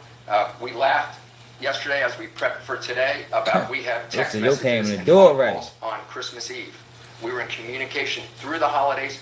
Your Honor was kind enough to have 250 jurors ready. I believe you said you had 250 backup. The day before that trial, the case was dismissed with what we thought was without explanation. And then, of course, as we noted in our motion for bond, in our footnote 1 or 2, the state issued a statement about not wanting to wait for a ruling by the court. That's just unacceptable. And the bottom line is that the state didn't give Mr. Demons the ability to get his not guilty verdict. Because I'll say right now, that would have been a 30-minute not guilty verdict. It would have taken 25 minutes to choose a foreperson and 5 minutes to deliberate, and he's found not guilty in that case. So he was denied that opportunity to get his not guilty. So when we look at the first issue of proof evident, presumption great, and I know these are issues that the court is very aware of, and it's interesting, and Your Honor, I think pro hoc vici is not a right, but it's a privilege, so I appreciate that privilege, and I'm trying to do everything I can to understand, because things are different when you travel around, but some things are not different. So here's what's not different when we use this incredibly high standard in the state of Florida, which is beyond guilt or reasonable doubt, and that is that this is a case that a jury was not able to render a verdict. One, this is a case with no DNA implicating Mr. Demons. Two, this is a case with no fingerprints implicating Mr. Demons. Three, this is a case with no surveillance showing that he had anything to do with being in a vehicle or, more importantly, shooting anybody. Four, this is a case with no eyewitnesses whatsoever. Five, this is a case where we have a detective, the lead detective that ties the bow and brings it home at the end, that is asking another officer to lie. Oh, shit. Your Honor, I'm not one of those lawyers that says at night, God, what a crappy profession. I hate it. I love being a lawyer. My history is full. That's how Ms. Howe and I are friends. We're not friends from trying cases. We never tried a case together. We have both been committed our whole careers to bar associations and teaching young lawyers. That's the foundation of our friendship. So we're both lawyers that are honored to be lawyers and respect the other side.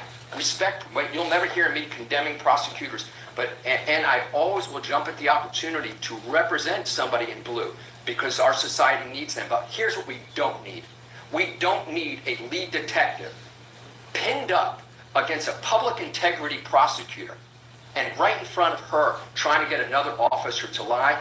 That I remember that. Casts doubt on everything. That was in the first trial. That Moretti does. Everything that he touches. And I will be the first person to be shot. I forgot exactly what he lied about. I think it was a statement. I think he's talking about where they got the original statement from the mother of YNW Melly girlfriend. Two officers supposed to be there to witness these statements so they can corroborate the story. I think it's something like that. I don't really know. It's something like that. Don't quote me on that, but I think that's what it was about. Lead detective in this case. We've all done cases where somebody, for whatever reason, is removed from a case and a new person comes in and picks up what they did. But hey, if this case goes to trial, bring him on, because he's a liar. And so then we have ultimately the motion to suppress that is affirmed by the Court of Appeals, which casts doubt again on his credibility. And so the appeals court ruled fine. When Your Honor does the proof evident presumption, great. I ask you to take all of these into consideration, and of course what we talked about earlier, and the fact that a co-defendant who, if you read the indictment, is side by side culpability wise, that case is dismissed. And I just would argue to the court that all of those just chisel away at the court's previous finding of a year ago. And so, what did YNW Bortland? Oh yeah, you're right. Otherwise, Bortland didn't plead guilty to the murder. Bortland pled guilty to witness tampering. And that is a great point. If anything, it was more evidence on Bortland than it was on Melly. That's a great point, Finley. How the fuck they dropped the case on Bortland by taking Melly to trial, when all the evidence pointed to Bortland? I'll hold off on the second part of the argument until after the state goes. Do the whole thing? Okay, thank you. That's everything in proof evidence. Yes, sir. Yes, sir. And then if I exercise discretion, or if I agree with you and I find the circumstances have changed, I don't find proof evidence presumption great, exactly what you want me to. Yep, I will. Thank you. Give me 1 second.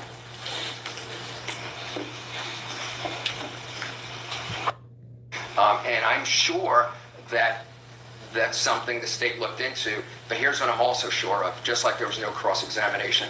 There's not a mental health expert in America that would agree that these conditions that we heard about are healthy for somebody that went into custody at 19. There's no need to cross-examine because there's nothing to ask, because it's irrefutable what we heard.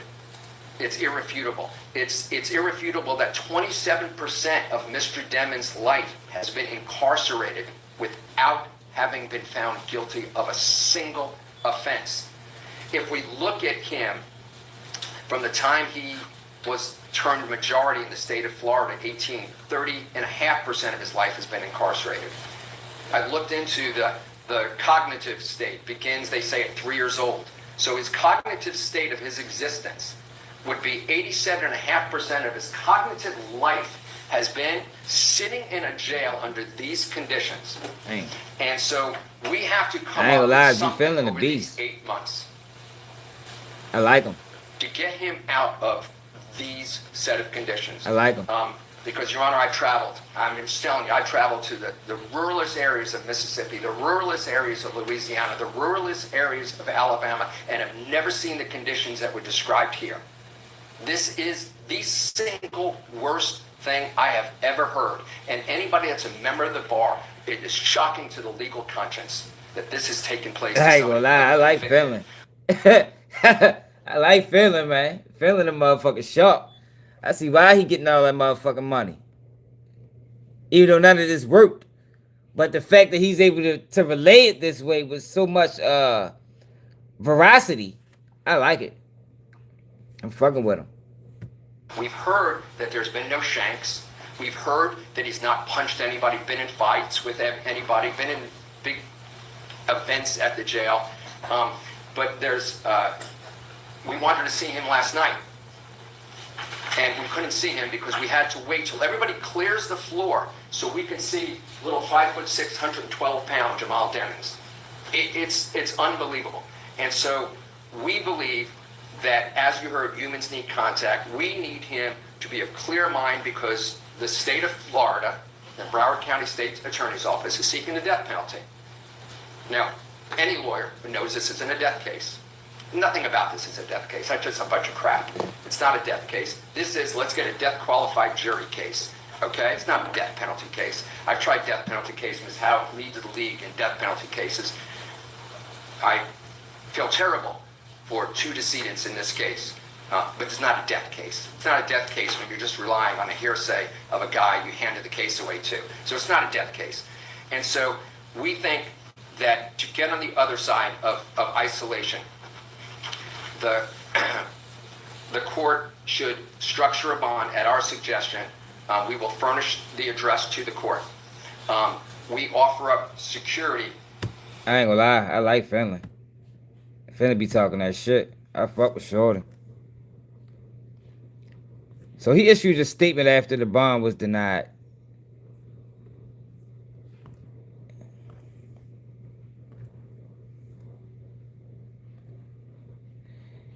He said the court, the state's attorney's office, and all who observed this bond hearing should have been deeply troubled by the clear evidence presented regarding the inhumane conditions Mr. Demings has endured for over 7 years, with the last 3 in solitary confinement. While presumed innocent under our Constitution, yet the court denied bond and allowed those conditions to continue. Oh, so they didn't get him, they still got him on lockup, without even acknowledging the shocking circumstances under which he has been forced to live. Yo, this case gonna get thrown out, y'all. I'm telling you. If he get found, remember I told y'all this. If he get found guilty, this case is getting tossed on appeal. The irony is that in the last few days, the nation saw a United States magistrate judge apologize to an individual accused of an attempted assassination of President for his mere days in solitary confinement, and not a word by this court regarding the 3 years. In the collective decades of experience shared by this defense team, we have never encountered such cruel treatment comparable to what Mr. Demings has endured. Numerous colleagues across the legal community have likewise expressed disbelief and outrage at the conditions imposed in this case. Mr. Demings remains an innocent man in the eyes of the law. The state failed to secure a conviction once, and we remain confident it will fail again. Unfortunately, it now appears that only a jury's verdict compelling his release will bring an end to the years of unnecessary and unjust punishment he has already suffered. Yeah, y'all. Watch. Remember I told y'all that. Don't forget. Alright, Nick Cannon. Oh, hold up. Did y'all see this? Honeycomb Brazen.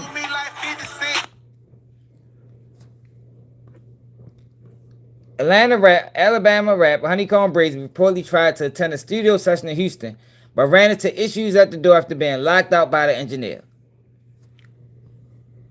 Now the situation is escalating as calls are being made for J. Prince Jr. to step in and smooth things over the right way. Look like he having issues with the motherfucking with mob ties his goddamn self. Fed ties is what I like to call them. Y'all need to get y'all producer here right. He a real hoe. And how I can't come and rap a lot studio when I rep this shit to the death. Plus no response. Yo, mob ties, boy. They some dirty motherfuckers, man. Straight up. Dirty motherfuckers. Alright, but Nick Cannon. Y'all know I've been critical of Nick Cannon. Nick Cannon, look at this fuck boy. We got some breaking news. The Lord didn't answer my prayers this morning. And I'm finna tell y'all why. I was really praying and hoping. Yo, this nigga swag is on 0. Like, yo, who told... Like, yo, this nigga need a stylist or something. Like, yo, like... What the, why you got rhinestones in your jacket, bro? Like, what the fuck is wrong with you? Yo, this is the lamest nigga on the internet. Fuck it, I'm standing on it. I'm just gonna say it. Not even because of how he act. I'm just dealing with how he dressed. Like, yo, what the fuck do you got on, bro? What do you got on? You look like a YN that's outdated. Like an outdated YN. You feel me? Like, he don't even look like the young boys that's outside getting money. He look like a young boy that's living in the fucking 90s. But trying to have up-to-date swag. I don't know, it's confusing. I'd be confused. But, of course, him, being a clown, like the way he is, decides to speak on Melly's situation. That them folks in Broward County, didn't let that YNW Melly boy out of jail. That's one of the most dangerous goddamn rapping young niggas it is. Man, that boy would have been worse than King Von and Pooh Shiesty combined had they let that boy out of jail. That boy slaughtered people from the inside of the car. All the bullets come from the inside going out, and he want people to believe that all the bullets were shot from that side. None of the motherfucking forensic evidence showed that a bullet was fired from the outside of that goddamn car. All the bullets were fired. Bow, bow, bow, bow, bow, bow, bow. Them niggas had a real live wall inside the car, and his friends come up dead. And lo and behold, no description of a car, no car color, no nothing. When I find out that they were finna let that boy out of jail, I just fell down on my knees and said, Lord, Lord, please. Lord, why have thou forsaken me? I'm not bullshitting. I felt like Jesus going to the cross when I found out they finna let that boy out of jail. I really felt, Lord. Yo, I don't know why niggas just a clown to me, yo. Like, it's hard to even watch him. All right, so Kodak Black is arrested for drug trafficking. Forgot that's in the title. Before we get to Nick Cannon.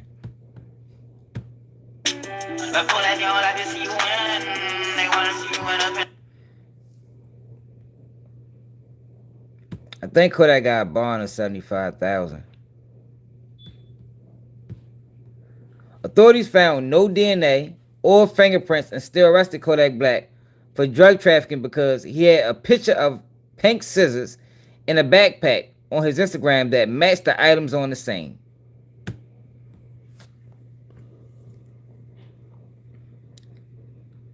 So I don't even know the details of this shit. Upon searching the BMW, you'll find located a bag in the trunk containing 56 grams of cannabis in a sealed marked cannabis bags and a metal container containing a pink pill substance. The pills tested positive for MDMA using a opioid or OPD issued NIC kit. Additionally, in the bag, you'll find located a U.S. passport belonging to Kari Trayvon Hardy and $60. The money, bag, cannabis, and MDMA pills were placed into the OPD property in evidence. While searching the BMW, a male later identified as Bill Capri approached officers and began observing the search. Capri is a professional music artist and goes by the name Kodak Black. Capri has an Instagram page identified as Kodak Black. When you'll finish searching the vehicle, you'll walked over to the second vehicle, a green Lamborghini SUV that was occupied by a sole rear passenger, identified as James Demetrius Twitty. Twitty was sleeping in a rear left seat. Next to Twitty was a white leather bag. I walked around to the passenger side of the vehicle to open the front door passenger. Without entering the vehicle, viewing from the outside, you'll could see a white powdery substance on a $100 bill on the front floorboard. It should be noted that next to the $100 bill with the narcotics on it was a pair of pair of scissors. The same scissors we're seeing on Instagram posts from the account Kodak Black with Capri 7 days prior to this incident. Same below the pictures of the scissors next to the $100 bill. Like, yo, what the fuck? Yo, are they serious? So just because 8 days ago he was standing next to this shit, y'all find it in the car and it's automatically his? Man, yo, I mean, they getting crazy with it, yo. A continued search of the vehicle resulted in another bag, pink, on a red passenger seat, being located by Sergeant A. Chase. Inside the bag, a plastic bag containing a substance later identified as FDLE, as MDMA was located. Florida, I don't know. The bag weighed a total of 27 grams. Inside the pink bag, you'll find located $37,000 in multiple denominations. Also inside the bag were numerous documents with the name Bill Capri on them. A prison identification card was located with, why he still walking around with his prison ID? Dated June 11, 1997. Also with the documents found inside the bag, a bottle of promethazine hydrochloride was inside the bag as well. The bottle was turned over to the police for latent print processing. A sample of the contents of the bottle was taken and placed into OPD property and evidence for testing. A Frisbee was in the same bag, and your file retrieved 4 latent print cards from it. These will be submitted for testing. A tab was also located and was submitted for testing. The narcotics, money, documents, and frisbee will all be entered into property and evidence. The prints were not sufficient enough to acquire any matches. Everyone on the scene was asked if the bag or the contents belonged to any of them, and all denied ownership, including Bill Capri. When Capri was informed of the money in the bag, he attempted multiple times to have the money turned over to him, claiming it belonged to his business. Capri, however, will not claim the bag or any of its contents. Yo, drug trafficking, though? Drug trafficking. This looks like an NBA YoungBoy type situation. Yeah, they've been trying to get Kodak for a long time, yo. He need to get the fuck out of Florida. And it's fucked up. Hold on.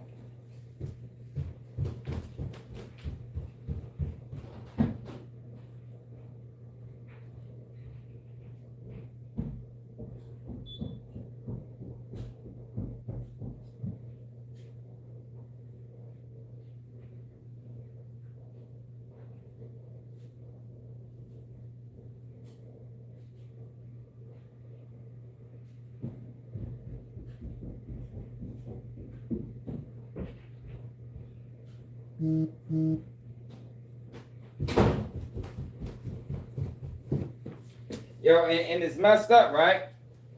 Because yo, Kodak Black does a lot for Florida.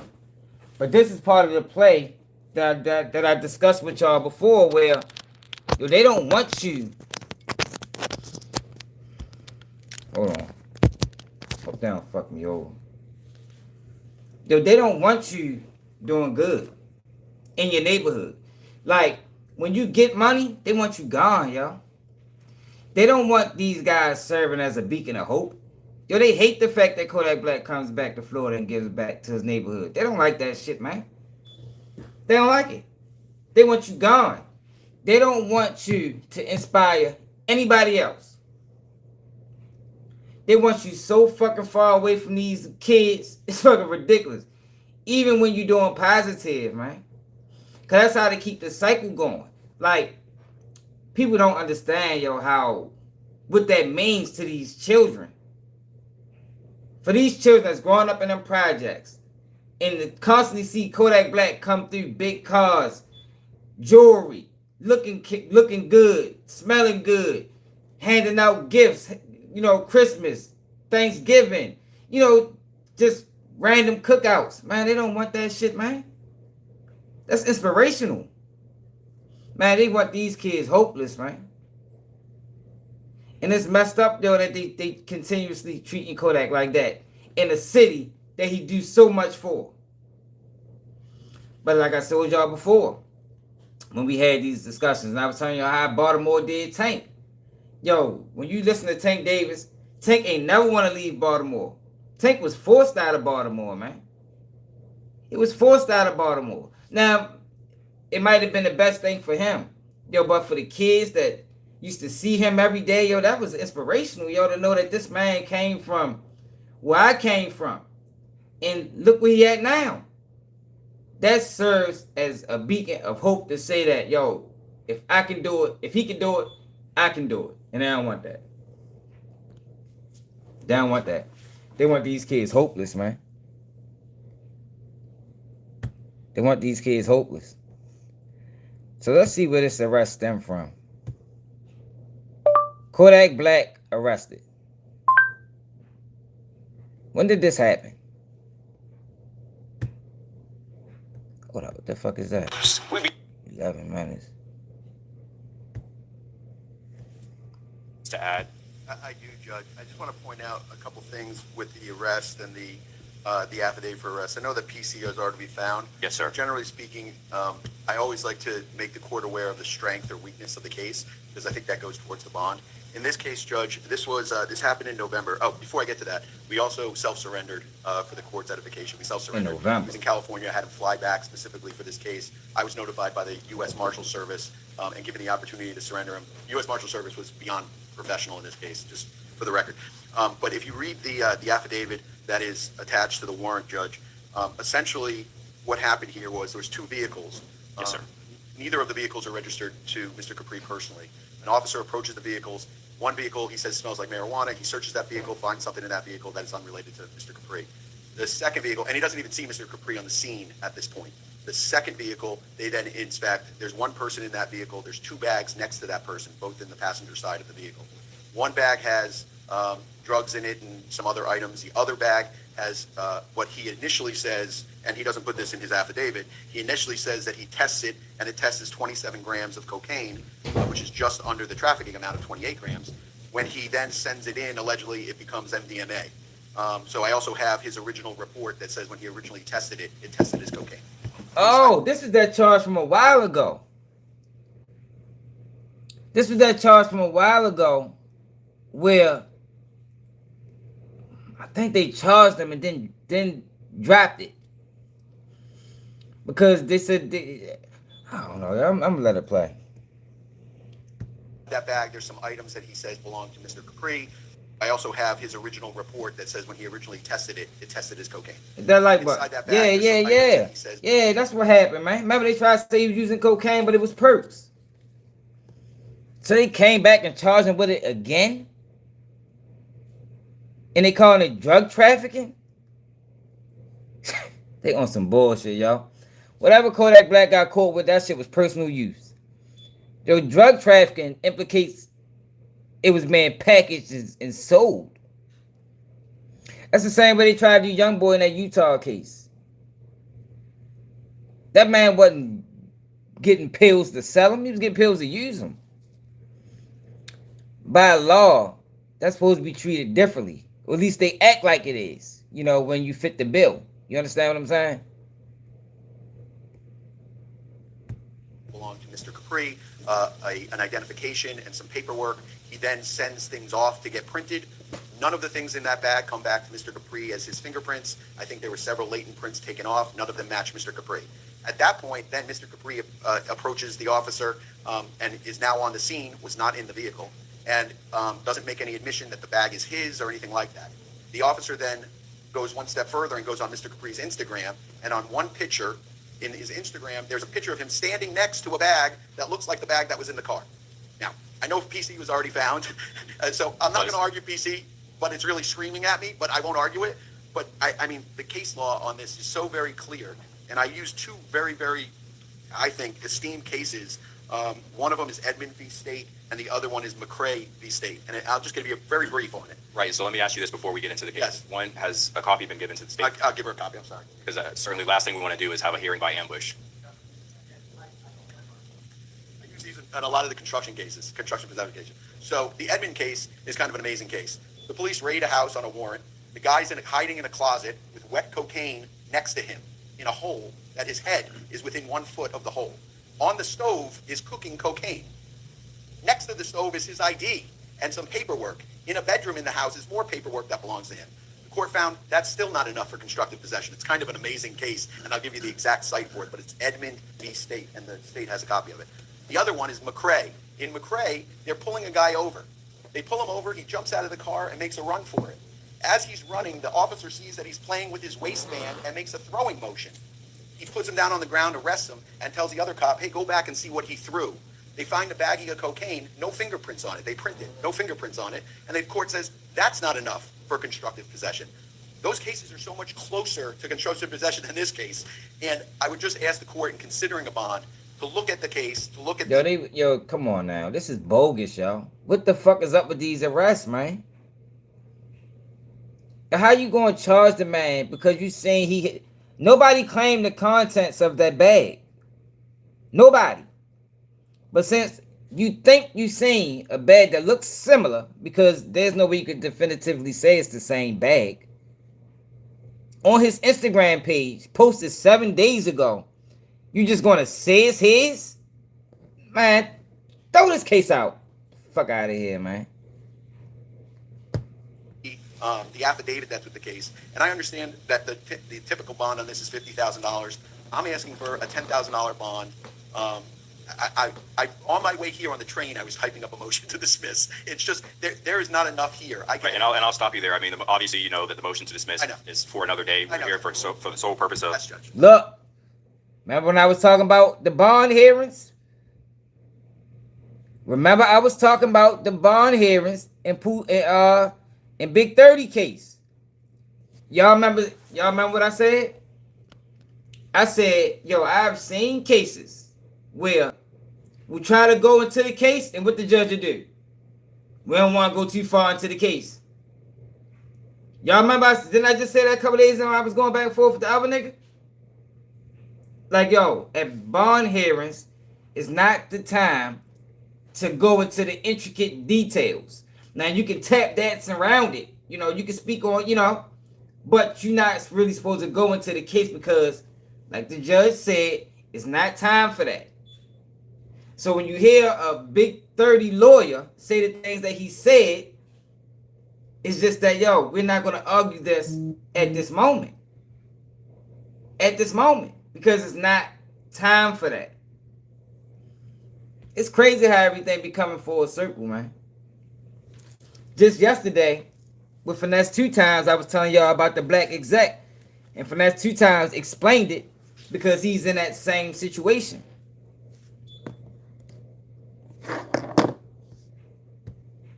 Determining bond and conditions of bond. And I appreciate, Judge. And I don't know. I've got the sites for you, Your Honor. Edmond versus State is 963, starting second 344, 2007 case for TCA, and the McRae versus State is another 4 TCA. You can't hear that nigga. PC has already been If I can just stress that very quickly, Judge. He is a proud Haitian American, but he is an American. He has a U.S. passport. He doesn't have any plans on leaving the country. We've faced cases that are 10 times this case, and I've won, by the way. But we'll put that in another bucket. But the fact that he's a rapper doesn't give you a legal purpose to raise the bond. So I would still ask for a $10,000 bond, Judge. All right, well, I appreciate all the argument. Again, Mr. Capri, you're charged with trafficking in methamphetamine or MDMA, more than 10 grams, less than 200 grams. That is a first-degree felony. Again, you are entitled to a bond, so I am going to give you a bond. I have considered the strength of the case as well as everything that was set forth in the arrest affidavit. I understand the arguments presented by your counsel. I think one of the things that was left out was... So they gave him a bond of $75,000. Yo, that's crazy how we just was talking about that. Whole bluffing ass yo saying that. Well, of course, he's going to try to explain it in a way that, he don't take accountability for the fucked up shit he did to Big 30. But, Nick Cannon, we got to hurry up because it's late. We already passed 2 hours. So Nick Cannon was on Club Shay Shay the other day. And he was talking about wilding out in the cast. And one of the old cast members took issue with him.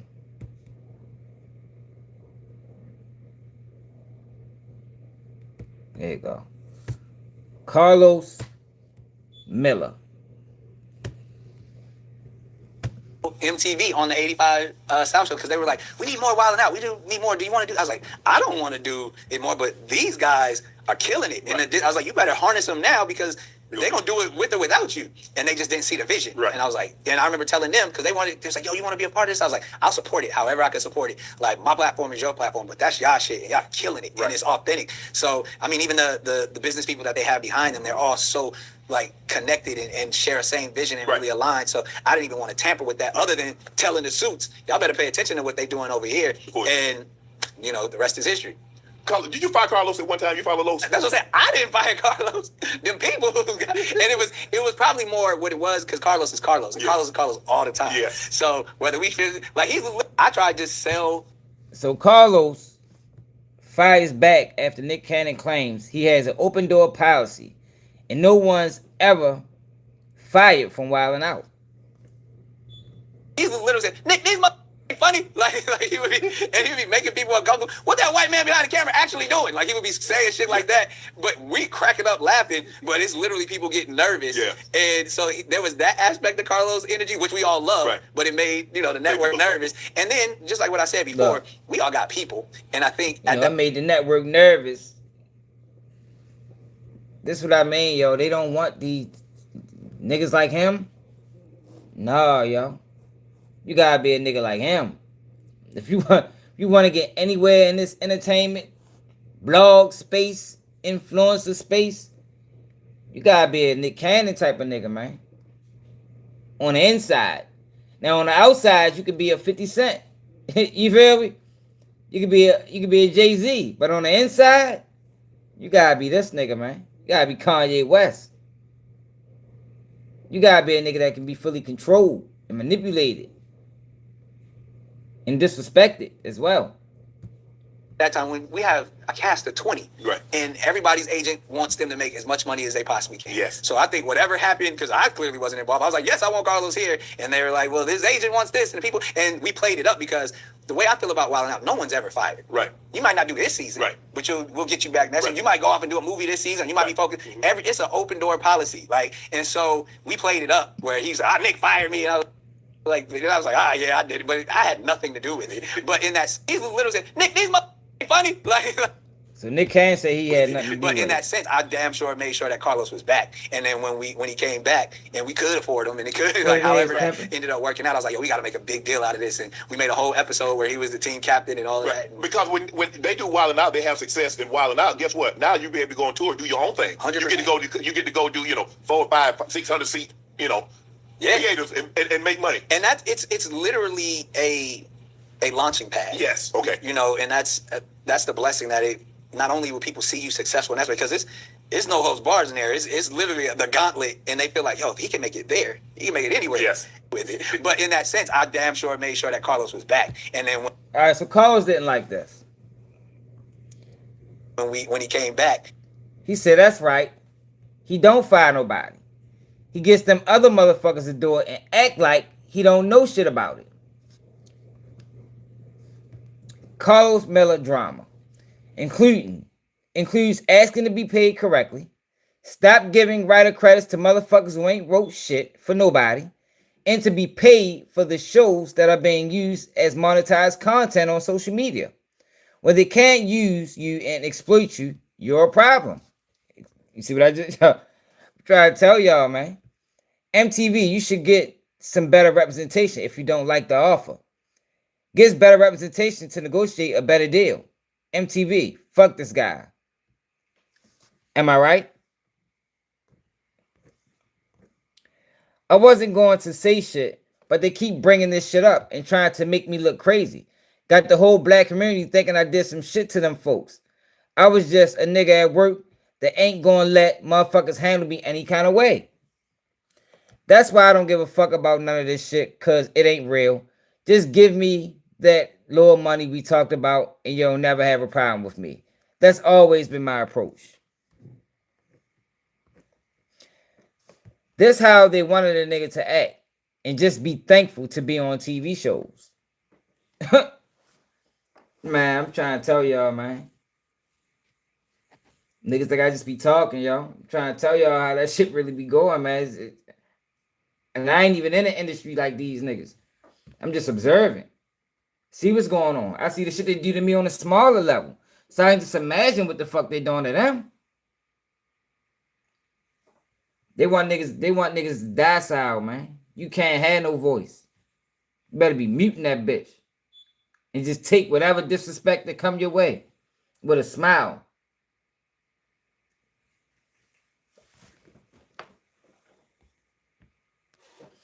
And I'm so disappointed in Nick Cannon, yo, because Nick Cannon presented himself like he was, pro-black, and he, but nah, yo, you ain't. Not when you're back against the wall. A lot of these niggas they just pro-black when it's beneficial. But as soon as them people start trying to compromise your income, you ain't pro-black no more. You pro-Nick. You feel me? You pro-motherfucking Kanye. You pro-whatever. But you ain't pro-black. You ain't for the betterment of your people as a whole. Man, fuck no. Man, I stopped fucking with Nick Cannon, yo, when he flip-flopped. When them people came down on him for having that guy on his platform, I don't even know the nigga name. I ain't even familiar with what he do. But when they came down on Nick Cannon and they took his shows from him, man, Nick Cannon ain't been the same since. No more pro-black from Nick. That's all it took. That's all it took. It's a little bit of compromisation of a nigga ends. And it'd be crazy because it's like, yo, y'all niggas got money. Yo, you can't get money no other way. It's ways to get money, yo, and these people can't block you, man. You might just can't do it entertainment wise. But at least you stood on something. That's my approach. That's how I look at things. At least you stood on something, man. You sleep a whole lot better at night, knowing I stood on what I believe, as opposed to letting these people control me and manipulate me with money. Now I ain't even standing on my square. Now I ain't standing on nothing I believe. Man, fuck out of here, man. Them niggas clowns. Sleep to Carlos, man. So Vlad did an interview with 6ix9ine.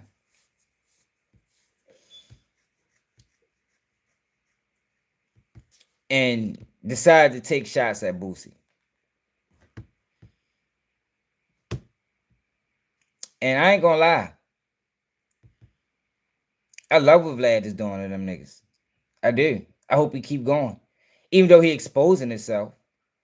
I'm not saying I hope he keep going because I'm in support of what he doing. I hope he keep going because these niggas should have known better. I don't know what made them think they was different or they was exempt. Listen to how he talk about Earl Spears. Harry Spears, the only thing ugly about you is you without your makeup. Shout out to Candace. Go ahead and sue me. Go ahead. You can't sue over the truth. I said in the last interview that you were rude as hell with my employees. You show up and you forgot your sweat towel because you're so fat and sloppy. You sit down. Yo, this is the only person I know that sweats sitting down. We have to have our air conditioning full blast. Whenever this motherfucker comes over, I have to dress warm. All his true feelings is coming out now. All the feelings he had suppressed. So you mean to tell me, yo, as long as you've been working with this man, yo, this is what you thought of, yo? As long as you've been working with Earl Spears, this is what you always thought of that boy, man. But I knew that. A lot of us know that.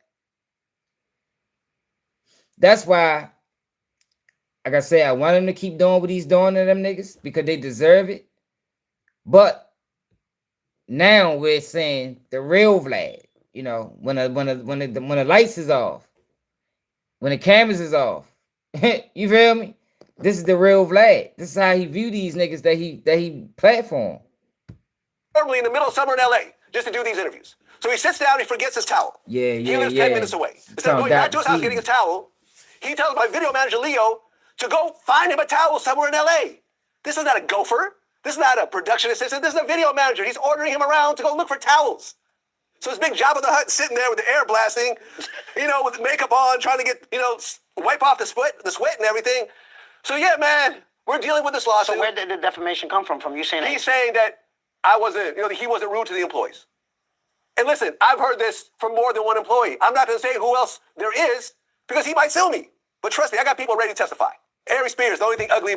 I don't even know how Earl Spears even think he gonna win a lawsuit when he gonna need the guys that he gonna need Vlad employees to vouch for his story. And what's the fucking odds of Vlad employees vouching for his story? That shit was stupid. And Vlad is basking in glory right now because this is probably the first time he ever had people on his side, you know, especially, you know, black people. Because he's right when it comes down to Boosie and Vlad. I mean, and Earl Spears, you know, when you're talking about the numbers. But what he's doing right now is just exposing that he ain't never fucked with these dudes. He never fucked with them, ever.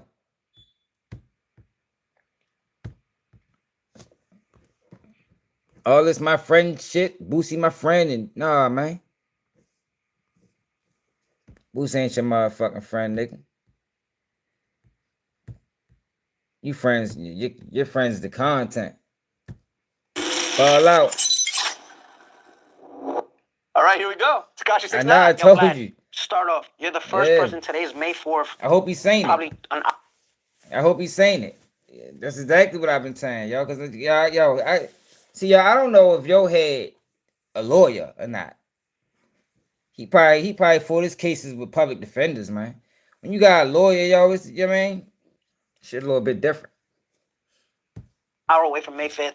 You're the first person to be on the Facts TV. Like, this is the first time I use it. You know what I mean? Every time Vlad comes, we have amazing here and there, but this is probably the first major interview that I'm at. From a man, it's strange. From a girl, it's like natural. You know what I mean? Because a girl pocket watching fucks up a lot of shit, right? From a man, it's strange. From a girl, it's like natural. You know what I mean? Because a girl's like, no, babe, he just did this, he did that. They fall in love with Instagram. For a nigga to do it, and especially a nigga that says he stands on principles, I'm just talking about Boosie, and that's your man's, but for him to pocket watch, remember, he's your boy. Like, he's been interviewing you for how many years before? No, wait, don't defend him. Before I interviewed with you in 2025. How many interviews, what year did he start? Well, technically, our first interview was 20 years ago. So, but way before VladTV, when I was doing DVDs. So, 2006 was the first interview. Came off for this. He should have way more loyalty to you if it's fucking a century. You know what's a century? It's 100 years. Is it a decade? No, a decade. I don't even want to watch this shit for real, yo. I just wanted to show y'all the disrespect. Like, yo, Vlad doesn't have any loyalty, man. And Boosie should be ashamed of himself. You sit there and vouch for this man. All these years, vouch for this man. And look what he doing. Look what he doing, yo. He using a motherfucking rat to tarnish your name. To lessen your value. That shit crazy, yo. We living in the fucked up world, man. I tell you one thing, though. I ain't surprised. Hope Boosie paying attention. You feel me? Hope he paying attention so he can see that, yo, that man was never your friend, yo. You let that man in your house. Probably let him eat at your table. Told that man your plans for the future. And what you wanted to do with your land. Whole time he looking at you crazy, my nigga. Saying that shit's a bad idea. Bad investment. And you vouch for this nigga when the whole community was going against him. Shit crazy. But we've been live too long already. Make sure y'all hit that like button. I think we covered all the topics for real. I can't sit back and watch no Vlad and 6ix9ine interview. I ain't gonna lie. I can't watch it. I'm sure it probably was even more disrespectful shit said. But you know, when you play in the mud, you get dirty, man. You know what I mean? When you play in the mud, you get dirty. And everybody that was playing with Vlad was playing in the mud. Because Vlad is dirty. Vlad is dirty. He ain't no different from a Leo Cohen. All he gonna do is use you until he can't use you no more, then move on. He's like a bitch. You feel me? He's like a motherfucking female, man. Blood suckers. Leashes. You know what I mean? Use you till there's no more using you left, then discard you and act like it never happened. With all the money he made with Boosie, with all the lies he told as far as their friendship with Boosie, ain't no excuse for him to be using 6ix9ine, who's a certified rat, to come after, to tarnish Boosie legacy, image, or anything like that. But hit that like button, share the live, hit the hype button. It's another day of Keep It G News, and I'm out.